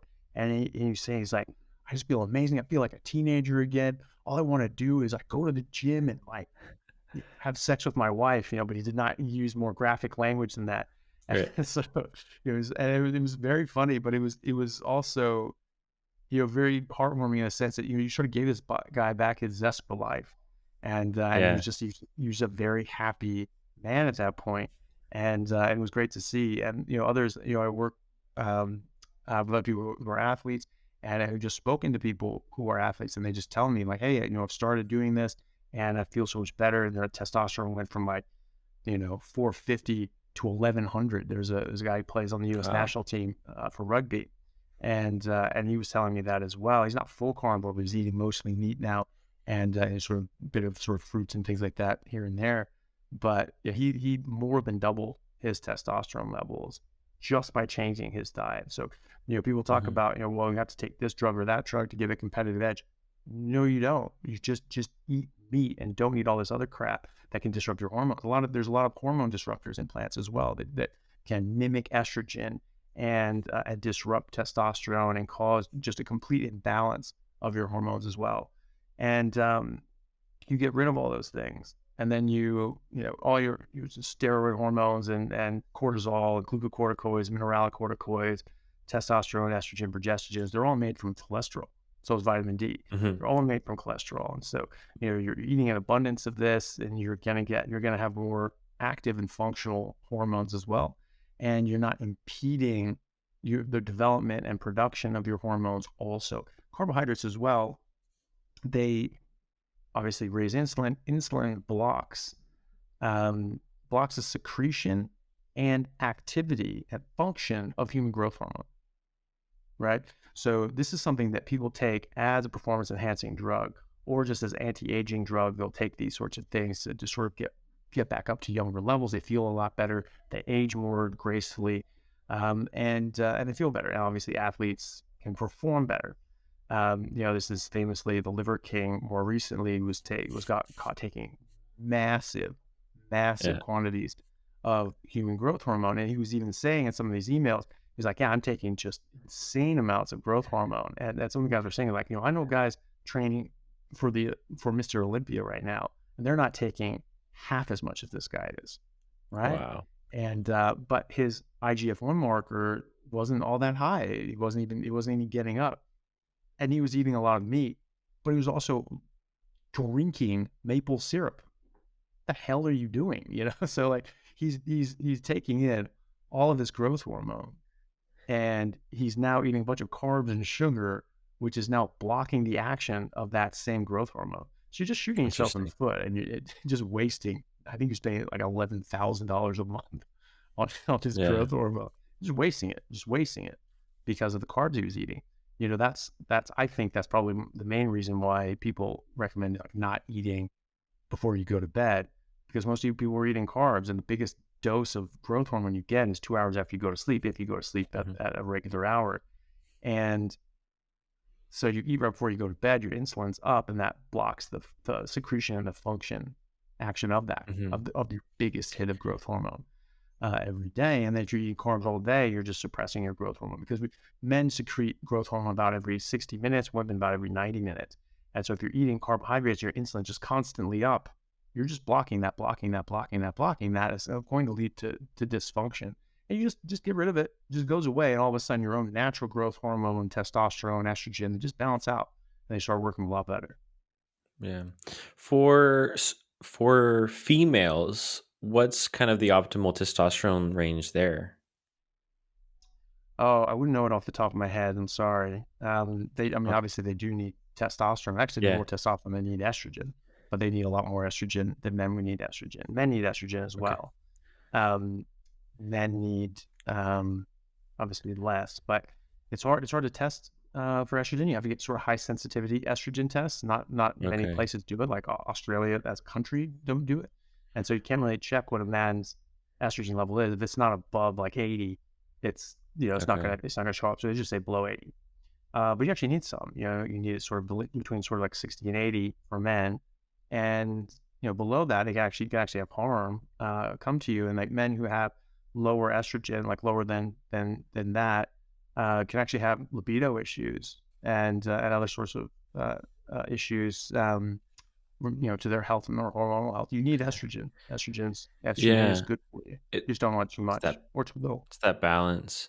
Do you know roughly a good estrogen level for women, like the optimal there? Well, I'm trying to think off the top of my head. Um, If not, it's okay. We can. And I don't know. I don't know off the top of my head. Normally, I have the sort of Okay. these things with me because I'm Yeah. more new to the functional medicine side of things. So I still have to sort of look them up, and I have to have them in front of Yeah. me. But some things I do remember, like B12, because that one's just so ridiculous that that like the Yeah, range is in malnutrition state. I probably eat more meat than like the average person. And when I got my B12 levels checked, I was probably like just below 400, which is Yeah. crazy. I definitely What not eating enough. it could, yeah, what could be an absorption issue, probably not, being, as young as you are. There are other things that can impede the absorption. Obviously, there's pernicious anemia that you need to think about, and just eating, red meat in particular, focusing on that. And it can also Right. just take a while to build up. How long have you been eating more meat? Oh man, a year, but I would say that for sure we don't eat always like red meat. It's kind of a mixture between like chicken and pork because they're a little bit more affordable. Yesterday, I was just able to snag a strip loin on discount. It was like $5 a pound. And I'm like, I'm buying that. Yes. That's really Yeah. affordable. Yeah. Yeah. Absolutely. Yeah. Well, if you are below 400, I would definitely recommend getting a shot and then bumping yourself up, because it can take a while to actually increase your levels. And if you're below 400, I mean, you can be getting neurological damage. Okay. Yeah, so I would definitely get that a For shot, sure. which is easy to Take do. some, Yeah. take the supplement or the shot. In regards Yeah. to, Well, you can. I mean, sublingual is better. I mean, if you're thinking it yeah. might be like an absorption issue as well, um, Oh, I might see. might Yeah. that might be an issue. So sublingual is just kind of sort of skip that. But really, if you're below 400, you really just need to get out of that, And so Okay. just getting an IM injection is the All right. best way to do that. All right. I'll make a doctor's appointment for that. For reverse T3, do you want that high or low? It's probably low. Yeah, you want it lower. Low reverse TB. Yeah. So yeah, the range is sort of one something to 550. You really want it below sort of like 300, sort of 2 300, and Okay. then you also want to look at the ratio of your free T3 to reverse T3, and Okay. then you sort of see that ratio and you multiply by 100, and you want that sort of in a specific range, sort of between like 2 and 3 roughly. And if you Okay. don't get that, then you know that that's sort of out of whack. You're not getting the bang for your buck that you should be with the free All T3. right. For fasting insulin, what's your kind of higher range? Like yeah, what's your goal for a fasting insulin? Um, Christ, what is it offhand? I don't want to say something wrong. What the hell? I know a doctor that I've worked with likes to see like I think below 80 in whatever units we have here in Canada. Might be a different Um, unit. Um, okay. I'll have to get back to you on that. I can actually send you this stuff, offline, and it just sort of for your own Sure. for information. But I don't want to say something that I don't remember perfectly, and that sort of trips people up. All right. Sounds good. All right. So now we're getting to the end here. I have a couple of questions, but these hopefully you can answer in like a yes, no. We don't have to dive into them in just a couple, a sentence. Sure. Um, this is kind of like the practical advice part for me and for people listening. Do you know what you spend on groceries monthly? Um, Not all that much, because I buy meat in bulk, and it's Yeah. cheaper that way. So I go to Costco, get a whole bunch of meat. So I think I figured at one point I was spending about, what was it? It probably about 180 to $200 Australian a week, and that was eating like a kilo of like ribeye a day, and so yeah, probably about $200 a week if I'm eating like that. But there's also obviously much cheaper cut. So it would be $200 a week or less, definitely. And that's for, Okay. me who's eating, 2 kilos a day plus, and I'm 6'3" and 230, 40 Yeah. pounds. You eat a lot more than most people. So Uh-huh. I think that's roughly 640 per month. I'm just interested in that just because like when I go out and do grocery shopping, I'm like, hey, what's like the a good sustainable for my pocketbook way of eating carnivore right now. Obviously, you go for the sales and you buy in bulk. Right. And I'm gonna just start to earn money soon as a resident. So I it's interesting. I think a lot of people might wonder, like, how much do you eat? How much do you spend on groceries? It's well, and there's no waste as well. Like I'm not throwing out Yeah, things because they're going bad. Never, you know. that's And true. so, there's everything I buy, I use, and you can absolutely buy cheaper stuff. Pork is much cheaper. Chicken is much cheaper. Ground beef is much cheaper. Chuck is much cheaper. Chuck roast or chuck steaks, brisket, cheap as hell. Great fat level, and just ground beef is great. You want to Yeah. get fattier. I go to the butcher and tell them to add a lot of fat into it. I get like 50, 60%. As opposed to 50-50 or 60-40 as opposed to like 80-20. Like I don't even bother with that Do you end lean. up like drinking the grease, or you just like cook it and it renders part of the, like with the meat? It'll render it out, and then I spoon it back on, and that helps with browning. And the Maillard reaction, if people want to look that up, that's the name of it. And then I sort of pour it back over at the end of it, or I might melt butter onto it if there's not a lot of tallow or something like that that's melted out. But also use that for the next thing I'm cooking. I'll have those beef drippings in the pan for the next thing I'm going to cook. I cook in a lot of fat because I like that sort of, like, it gets in like sort of a nice crispy, crunchy outside. And Yeah. when I'm cooking steaks or things like that. Okay. What's a typical day of eating in your life? Do you eat breakfast, lunch, and dinner? And then roughly, I assume it's pretty straightforward. Like, what do you eat and drink? Yeah, I'm just drinking water. Or I'm not hungry in the morning, which is great. It saves a lot of time, especially on days that I'm only getting a couple hours of sleep, because I can just, I can sleep, I can maximize sleep, and then just, get out the door, take a shower, get out the door, and I get to work. And I don't need to stop for lunch, and don't slow down towards the end of the day because I haven't had dinner. And, I get home, maybe I'll work out if I can, if I have time. And otherwise, I just go home and I'll just have a big steak. So it's usually like a big ribeye, but those have literally doubled in price in the last year, it Yeah. was just insane. And so I usually do more like strip loin, like sort of New York sort of things, and that's even cheaper. That's a lot cheaper. And so I'll just have sort of around 2 kilo or a kilo, sorry, of or 2 pounds or so of fatty beef, and I'll melt butter into it. Wow. Right. Yeah. And if I have enough of that and enough fatty meat, that I find I'm really not hungry the next day. If I'm working out a lot and I'm lifting weights a lot, my demand for food is much higher. I'll literally eat double the amount. I'll probably have like 2 kilos, like 4 pounds a day. I'll need that. And I'll just put on muscle very, very quickly if I do that. Jeez. And so at the hospital, if I find that like I really do want to have lunch or get something to eat, they like know my order at the cafeteria.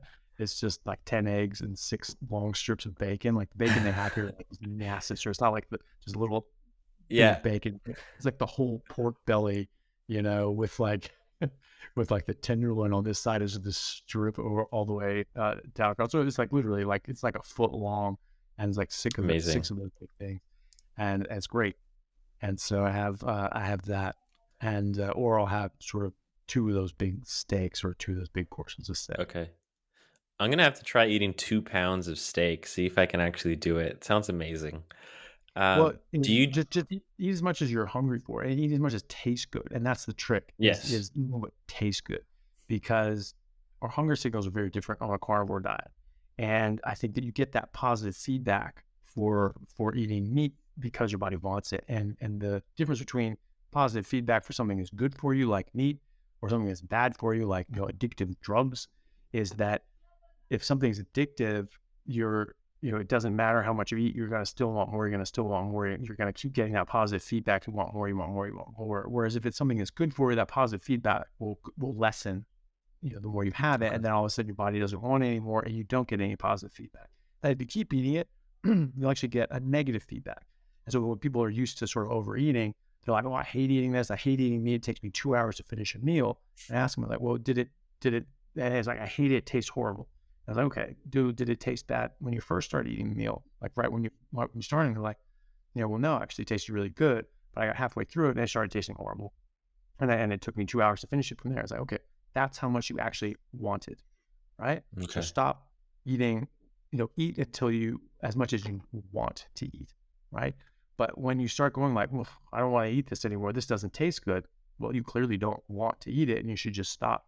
Even if you have leftovers, I endeavor to have leftovers. I try to cook more than I think I'm going to want because I Yeah. want to saturate my body's demand for food, and that's how I do it, is by taste. Okay, smart. Do you ever drink milk? Very, very rarely. It's dairy in general is can be pro-inflammatory with just the casein proteins in it, and there's enough lactose in milk that it can spike your insulin as well. So I avoid it for that reason primarily. Okay. And in Australia and in Canada, we can't get raw milk. So the Yeah, milk that we can get is sugar. yeah, and yeah, and so getting raw milk is better definitely, and unhomogenized milk is also better. Right. Okay. Do you ever have some carbs or fruits or veggies? No, no, Just not just even a temptation. no, like it's Does it's you know. Sorry, you're gonna say? does the smell of fresh baked bread ever tempt you? My wife has been baking bread last couple of days, and I'm like, it smells really good. But I wonder if for you that you've been adapted to just eating meat, like, does it even like trigger a desire to eat it? If I'm hungry, yeah, because Yeah. then your brain's Okay. telling you like, wow, that's something that's energy, and you need some, and you walk in there like, the big good smell good. Yeah. But I was in Chicago visiting my cousin and his wife, who's also a physician down there, and she and then they took us to a bakery that they really liked, and they were getting some things for themselves and the kids. We were looking there, and there was just these like, it was just pastries galore, just frosting and cream and all this sort of stuff, and it looked really good. I remember thinking, I was like, I can't smell any of this. I can't smell it. Like, that's weird. I was like, why am I not smelling this? And like even had some like brought it up close. I'm like, I really can't smell it. What the hell is going on? And then I hear people walk in like, oh my God, it smells amazing. And it was just like, so, but I wasn't hungry. And so I Yeah. just didn't register. So it was sort of funny, but Interesting. yeah, if I'm hungry, I hadn't eaten enough, and like maybe haven't eaten that day or the day before or something like that. I'll go like, bread smells good. Okay, I need to eat something, and so Okay. that's usually my trigger. Yeah. When you cook your steaks, do you add a lot of salt or kind of like on the lower end of salt? Oh, I've been using less and less salt as I go, and I mean I even stopped using salt for a month. I felt fine. It felt good. Oh wow. There are a lot of yeah, there's a lot of long-term carnivores actually swear by it. They think that actually salt is actually not good for you if you're on a carnivore diet, and it can be sort of addictive and and not optimal as well if you're doing a carnivore diet. And it was, and Okay. they sort of argue that we didn't start using mineral salt added to our food until after the agricultural revolution.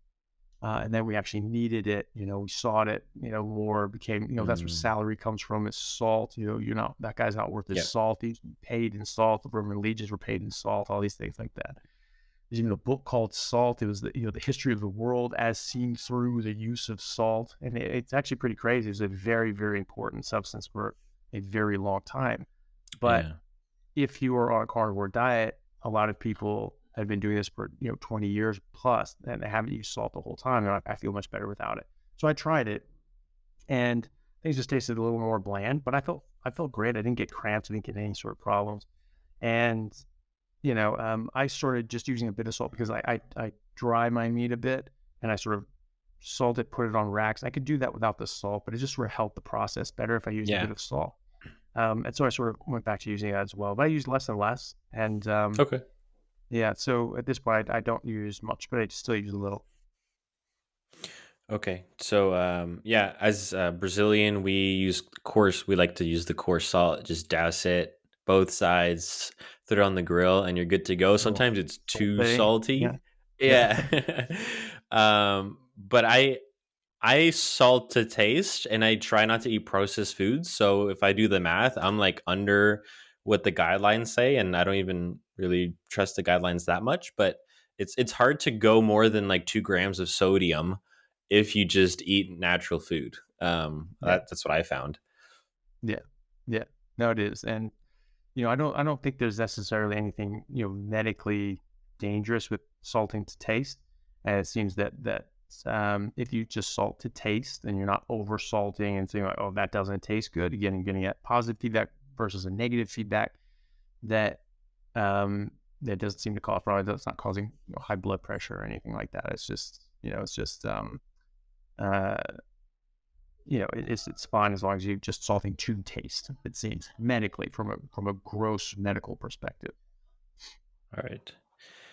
For the average person listening, does it matter if they eat grain-fed beef versus grass-fed, grass-finished beef? And same with eggs, like free range versus traditional or I soy think filled. you're gonna be better off. Especially with like regenerative agriculture. I mean, this has just been shown that the meat has like triple the amount of nutrients in it. It has triple the amount like vitamins and minerals and things like that in it. For eggs, I saw a guy who does regenerative agriculture, where you're just rotating pastures and you're moving, cows and sheep. They can be pastured on the same land because they eat different grasses because different grasses are poisonous to different cows and sheep and things like that. And then a couple of days later, when all the feces are there, there's bugs on it, and you let the chickens through, and they eat the bugs, and they upcycle all the Interesting. proteins and things like that. And they found that his eggs raised in that way, like the amount of I think it was folate in like a normal egg in the U.S. on average, it was like 41 milligrams or something like that. His had over 1,000, right? Same Wow. egg, right? So it made a big ass difference in that. And so I think if you can get that, right? If you can't get that or you can't afford that, grain finished is fine. It's perfectly fine. Yeah. It's it's not the best, but it is still better than anything else. I think it is like the Olympics, right? So silver medal lost to gold, right? But silver medalists also beat everyone else on earth, right? So it's actually a pretty good position to be in. And so if you can't get gold position, like obviously you want silver. And I Yeah. think of grain finished beef in that way. 80% of its life is going to be on grass anyway. That's just the Yeah. last couple months or so is going to be on grain. Okay. Makes sense. Do you take any supplements at all? No. Okay. Do you ever recommend supplements to your functional medicine patients? We do. 'Cause Well, we get all sorts, right? So I try and get them on a carnivore diet, but if they're already deficient their B12 is 250, like they need to supplement, and that they need to do that quickly because they can harm their body. So I would give them a shot there at the clinic. Um, and if they were deficient in different sorts of things, I would try to bump them up. I think I can get them on a carnivore diet or some more you know, whole food, meat centric, high fat diet, they're going to correct a lot of that themselves. But supplements can help get you there, or even eating more liver. Liver is very Mhm. nutrient, especially think about that regenerative farmers cow liver. I mean, that stuff must be just glowing with the amount of Yeah. minerals and things like that in there. And that you can sort of eat that, but sometimes it can be too much. You don't need all that much of it. You think about it, if you take down a buffalo, a big adult male buffalo, big ass thing, it's gonna have thousands of pounds of meat, and that's gonna feed you as an individual for like 2 years.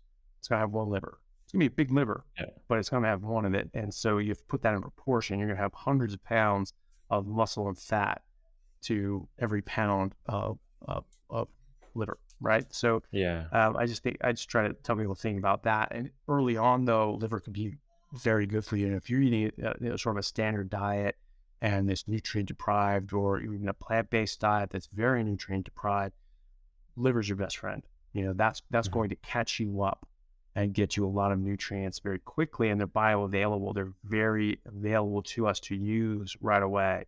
And so Right. I do recommend people doing that early on, having a bit more liver or having specific supplements to catch them up, and then checking again in a couple months, see where their levels are, and then, coming off of them at that point. Okay. If it would be For the maintained at carnivore diet. Yeah, for the patients that are transitioning to a carnivore diet, do you find the best way to do it is kind of cold turkey or eliminate like fruits first or like veggies for like kind of stepwise fashion over a couple days or weeks?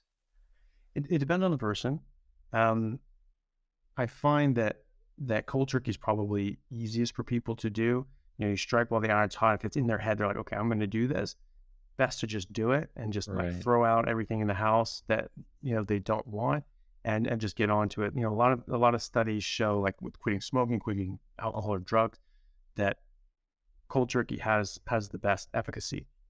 And Okay. but people are different. Some people do quit by gradually bringing it down. They're able to do that. But I mean, think about people on like methadone. They put them on methadone to try and lower the dose slowly and then get them off heroin.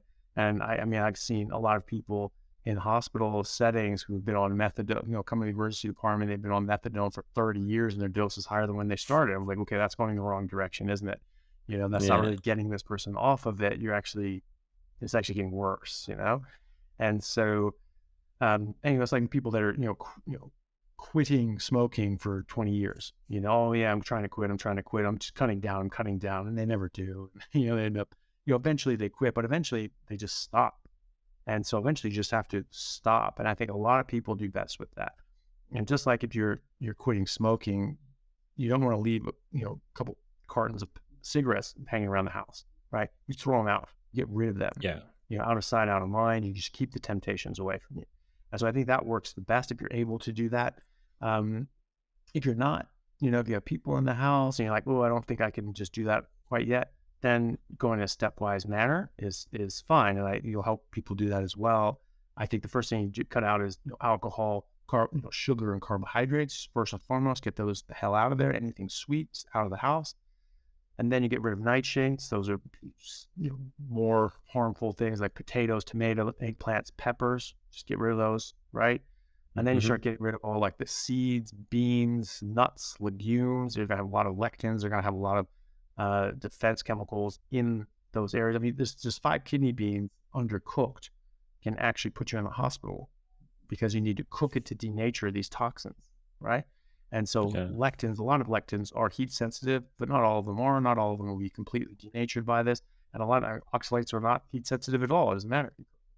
So, you have to be mindful of these things. I would also get rid of high oxalate things like spinach as well. And then you just sort of stepwise do that in those sort of steps. But I would have a plan. I would not just go, oh yeah, I'll sort of cut it out. Well, and I'll sort of, well, when I just went food shopping, so I'll just when that's gone, I'll start it. They never start it. Like it never started. That's one Yeah. of those things in sales. If if they don't buy it right then, if they say, oh, I'll come back and think about it, 95% never come back, right? So, if they say like, well, as soon as I finish this shop, I just spent $200 on groceries. As soon as that's finished, then I'll start. They're never going to start. You strike while the iron's hot. You got to do it. And yeah, so you have a plan. Okay, I'm dropping carbs and sugar today. And then next week, I'm dropping nightshades. And the week after that, I'm dropping nuts, beans, seeds, legumes, everything like that. And then I'm dropping grains. And then I'm full carnivore. And so you have that, you have it on the calendar, like this day I'm doing that. You need that, you need to do that, or else you just never will. Yeah. Makes sense. This next question's about you and kind of your vision for the next couple of years. What's your vision for how you want to practice medicine next 5 to 10 years? So that's difficult. That's something I've been thinking about a lot. I love neurosurgery. I'm really passionate about it. I just love being in the operating room. That's just my happy place. I just love being there. I love operating. I love the environment. I love people. I love being able to help people and doing the procedures are just intensely fascinating. And a lot of things are very life and death. Someone's going paralyzed and need to restore function to their legs, or from their neck down. They've had an accident. They've had a lot of blood pressing on the brain. You need to relieve that. You need to elevate this flap and get the blood Yeah. out and save this person's life. I think those are amazing surgeries and things that you can do for people. And it's very rewarding to do that, even if it's at 3 in the morning and you end up not sleeping at all that night and you have to work another 14-hour day the next day. I find that very rewarding. I really love the functional medicine side of things as well. I like dealing with patients on a one-to-one basis. I like having a bit more time to sit down, have a longer consultation, and really go into detail about their health and their lifestyle and try to fix the problems that is happening in their life and get them better and get them well and get them off medication, have them lose weight and gain health. I really, really like that. It's extremely rewarding. I think that's one of the most important things that we've lost as doctors. We're now prescribers generally. Yeah. We're just salesmen for pharmaceutical companies. That's not right. We are supposed to be arbiters of health, and we're not doing that anymore. And so I think functional health and medicine, preventative medicine, I think gets back to that. We're trying to get people healthy and keep them healthy and get them off medication as opposed to putting them on medication. I would like to do both. I would like to incorporate that into neurosurgery. I would like to give that to my neurosurgical patients as well, and try to get people who's having, pinched nerves and things like that, maybe try dietary measures and reduce their inflammation, see if they even need surgery, see if they can avoid it. And if they can't, they're going to get a better outcome. They're going to have better wound healing. They're going to be able to lose weight. They're going to have a better time of it as well. And being able to tell people in those consultations, hey, this may not help you now, but this is something that will help you heal, and this will help this, and it'll help that, and with brain cancers and things like that. Getting them enrolled in these human trials with ketogenic metabolic therapy, and try to have that as an adjunct to the standard of care to see if I can get them better as well. So I would like to incorporate both. Whatever I do, I will absolutely be incorporating everything I've known and have studied with metabolic health and nutrition, how it relates to health and disease. I don't know exactly what that's going to look like in 10 years, though. I hope it includes both of those, though. Yeah, that's really neat. And things they'll unfold and you roll with the punches. That's what's really cool, is that you have the knowledge to help people truly, like, holistically. Boom. The name of the podcast is Born Unstoppable. What are the 3 traits that you think make somebody unstoppable? Well, I think having control of your own health is very important. If you don't have control of your own health, you don't have agency over your own life. You're dependent on other people to control your health, and so you're at the whims of other people. You're at the whims of the medical system, and however good or bad your medical system is, you don't want to be dependent on it. You want to be self-governing, self-supporting. So I think your health is if you don't have your health, you don't have anything, and that's a saying that's been around for centuries. And so I think that's number one. And then I think also just having that agency over yourself and your own decisions, and living your life and dealing with your own consequences. If you don't have consequences for your actions, then your actions don't matter much, and people lose their direction, they lose their purpose, and things stop mattering as much.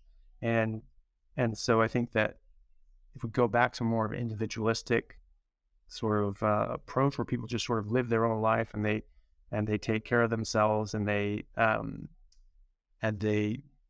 work for themselves, and choose the life that works best for them. I think that's something that makes you pretty formidable force. We had all these pioneers that went out west in Canada and America 100 years ago, 200 years ago, 300, 400 years ago, and all the people that were living there already independently. Those people were very, very, very strong, capable individuals that could literally live in any environment and not only survive but thrive. And so I think that having that ability to be independent is also very important, which health is a major part of that. You don't have that otherwise. Third, no, I think that covers a lot of it. But having very good social networks and family, I think, is very important. I think that's something that we've lost as well. We sort of become disseminated around the world very easily. It used to be that people just sort of lived in their area, and they grew up with their parents and their cousins and their siblings and their grandparents and their great-grandparents and their uncles and aunts and second cousins and all that sort of stuff. And you just had this very tight-knit family structure. And then we started moving out and out and out. And now, you start a family, you move to a different city, and, you call your parents on the weekends, maybe. And, and that's sort of the whole time. And I think that's something that we've lost as well. And I think family is very, very important. It's not good enough, I think, just to have your own nuclear family, which I think is very important. The nuclear Yeah. family structure is very important for kids. All studies show that kids raised in a nuclear family do better economically. They're more prosperous. They're more economically successful. They're more successful in school and academics and things like that. So it's very important. But also having that broader family structure as well, having the grandparents around and the cousins and the siblings and everything like that. I think that's very important as well. Makes sense. Okay. So health, being independent, kind of strong and persevering there, and then also the relationships. Truly, this is the last question. I think you hinted at it at the beginning in terms of productivity. How do you stay so productive and get so much done as a neurosurgery resident? You do podcasts, YouTube, you have Patreon, and you got the functional practice as well. Like, do you have uh, your productivity secrets of like a Google Calendar, a certain amount of time you sleep, or like what are your kind of practical tips for being productive, I guess? Well, I mean, I think number one is my diet. I would not be able to do this if I was eating 5 times a day because I just wouldn't have time. And I Yeah. think I free up about 6 hours of my day where I'm not thinking about preparing or eating food. So that saves a huge amount of time. I'm preparing and eating and done with eating for the entire 24-hour period in 1 hour. So people talk about this like, oh, I have a 16-hour, 16-hour, 8-hour eating, fasting period and 8-hour eating period. And, what's your split? Someone asked me that. I was like, I don't know, like 1 in 23. No, I just eat once and then I'm out of there. And that gives me a huge amount of time. And that frees up hours of the day. But I think the main thing is just being really interested in what you're doing. I wouldn't be doing these things if I wasn't passionate about it, if I wasn't interested in it. I love neurosurgery and I love all different aspects of medicine. And it was very hard for me to pick a specialty because I just wanted to do everything. And but I decided on neurosurgery. I'm very passionate, but I'm also very passionate about the functional medicine side of things and the carnivore. I'm very, very passionate about that. And something I'm very interested in. I think it's something that will revolutionize medicine back to how we've done it for like 3,000 years, which is, food is medicine, let food be thy medicine and medicine thy food. If you don't get that right, your body doesn't work right, you're going to contend with a lot of diseases that don't need to exist, right? And so I think Hmm. that's going to be that is a major game changer. You stop eating this crap, you stop having these diseases because I don't think they're diseases per se. I think that the majority of the chronic diseases that we're treating these days are not diseases, but toxicities and malnutrition. So toxic buildup of a species inappropriate diet and a lack of species specific nutrition. So namely, too many plants that were not designed to eat and break down and detoxify properly, and not enough meat, which we are designed to. And so because I'm passionate about that and I get to apply that in the functional medicine aspect of things, that's really important to me as well. And I really like doing that. That adds something to my life and my professional practice. And then the YouTube side of thing, that's something that I think is very important because I can disseminate information a lot easier and a lot quicker to a lot more people that I would never get the chance to meet otherwise. I sort of made a grassroots movement and part of everyone here was vegan or going that way. Wow. And when I told them I only ate meat, people thought I was out of my mind. My girlfriend now, she said that when she met me and I said that, she was just like, this guy's nuts. Yeah. And she thought I was, now she does it and she feels better Yeah. and she feels a lot better. And but it's just people around me just talking to them, having conversations like this and telling them about the things that I found and showing them studies and showing them the literature and the evidence for it. They're like, damn it, you know what? That makes sense. And they just start eating Hmm. meat. They start eating more meat or they start going carnivore. And so now more and more and more people around me are doing that. And you even talk to people and they know it by name. They're, oh, you're doing a carnivore diet. Oh yeah, my brother does that. He really likes that. Whereas before it was just like, what the hell are you talking about? But Yeah. talking to people, talking to patients about it, it takes time. It takes a lot of time. There's a lot of information to go over. People have a lot of questions. And so doing the YouTube side of things allows me to say, hey, why don't you just go take a look? I've got these videos where I set the stage for them, like in my functional medicine practice, and just say, hey, here's what I think is going to work for you. This is going to be a big benefit to you. Check out these videos, specifically these ones. and come back and we'll have a chat about it. Okay, And neat. so it's a lot easier. So I'm very passionate about that as well. And having conversations like this, I'm very interested in this subject. I like talking about it, and so I'm very very happy to have conversations with yourself and others who are interested as well. If people are interested in what I'm interested about, that's a win-win. And then Yeah, doing my videos has allowed me to meet a lot of people that I've really admired and looked up to. And hopefully, and I know it's going to allow me to meet more and more and more people that I'm extremely, uh, you know, um, inspired by. And so these are all passion projects. And so I want to do them. I want to do them more than I want to sit on the couch and watch TV or play video games right. or go to the bar and get drunk or, do other things. And, when my knee works properly, I like playing rugby too. And that's a passion for me. So Okay. being productive, it's the old adage that if you find something that you you love doing, that you never have to work a day in your life, right? And Right. so that's sort of what I found. I found three things that I'm really passionate about and I really love. And if you find yourself in a situation where you really don't like where you're at, you don't like what you're doing, maybe think about things that you do like and see what you can do. And maybe in your free time, in your spare time, focus on those things and you have to work towards them, and it's not going to come overnight, but you start putting more time and effort into that side, that will grow and that will build, and eventually you may be able to turn that into a career that you're passionate about. And Hmm. so I think that's probably the main, for me. I'm a big procrastinator. I like things that was like, oh, I don't want to do that paper or something like that. um, but when it's something that I'm really passionate about, it's just like that's all I want to do. And Yeah. so that for me is my trick on how to be productive. Is I'm really only selectively productive. I'm only productive on things that I actually enjoy doing, and but that seems to be so that's when I've surrounded myself in, and all the things that I'm doing are things I'm very passionate about. Okay, that makes sense. Do things you're passionate about. If people want to learn more about you, connect with you, where should they do that?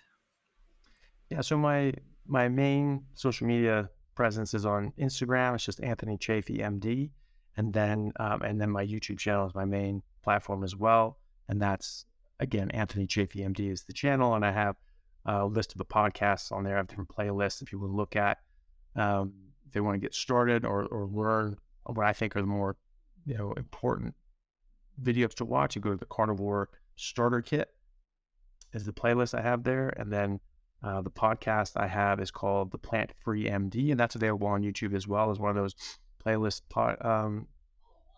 playlists. And then, or any podcast platform that anyone wants to listen to, Spotify, Apple, whatever. And that's just called The Plant Free MD. And that's available everywhere as well. And I have other social media stuff, but that can all be found through like my Instagram and things like that. And Yeah, the cool. description has all the links on the YouTube channel. Well, Dr.